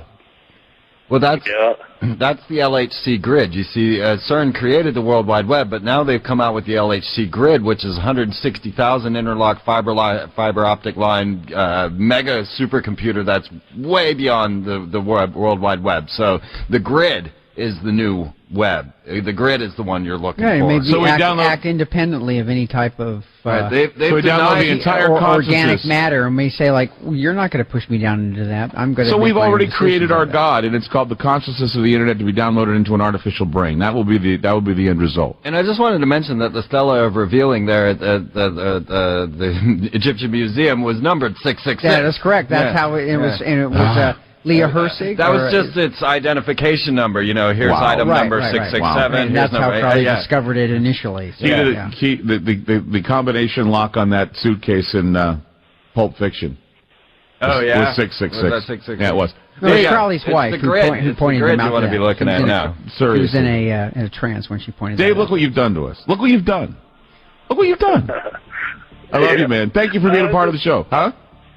All right. Yeah, I was just wondering what the odds, the odds and stuff mathematically, taking multiples of 6 and the word computer and it coming up. There's no such thing as coincidence. No, there's no such thing as coincidence. And Dave, if you think too hard, your head will explode. I don't want to hear about it in the news. You got me? Take care, buddy. Bye-bye. Thanks. Okay, 888-673-3700.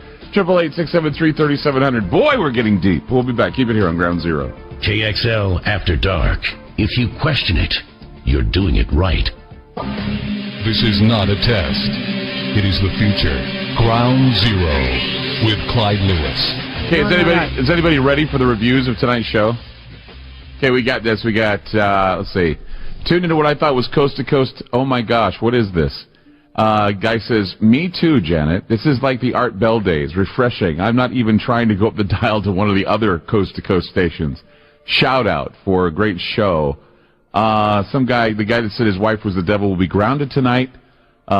Mike from Dayton, Ohio says, yeah, the whole country knows she's the devil now. Thank you. Oh my gosh. Holy crap, Batman. Ground Zero live on radio. So happy. No, we were on XM radio tonight. We love you. We knew first time we heard you that you were going to go places. So excited, tuning in, cranking up Ground Zero. Gosh, a lot of good reviews tonight. A lot of people saying how wonderful the show was. You guys made it good. You guys made it great.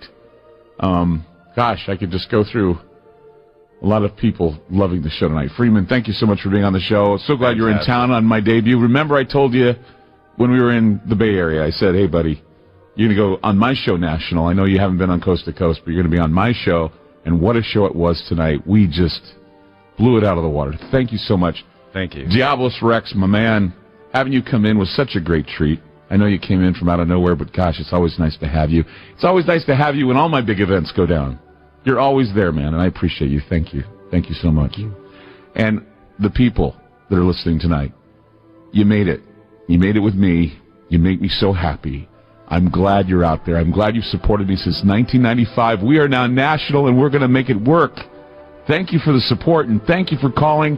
Thank you for being fans of Ground Zero. I love you all. Hope to see you soon. We're going to be here tomorrow night. Take care. Good night from Ground Zero.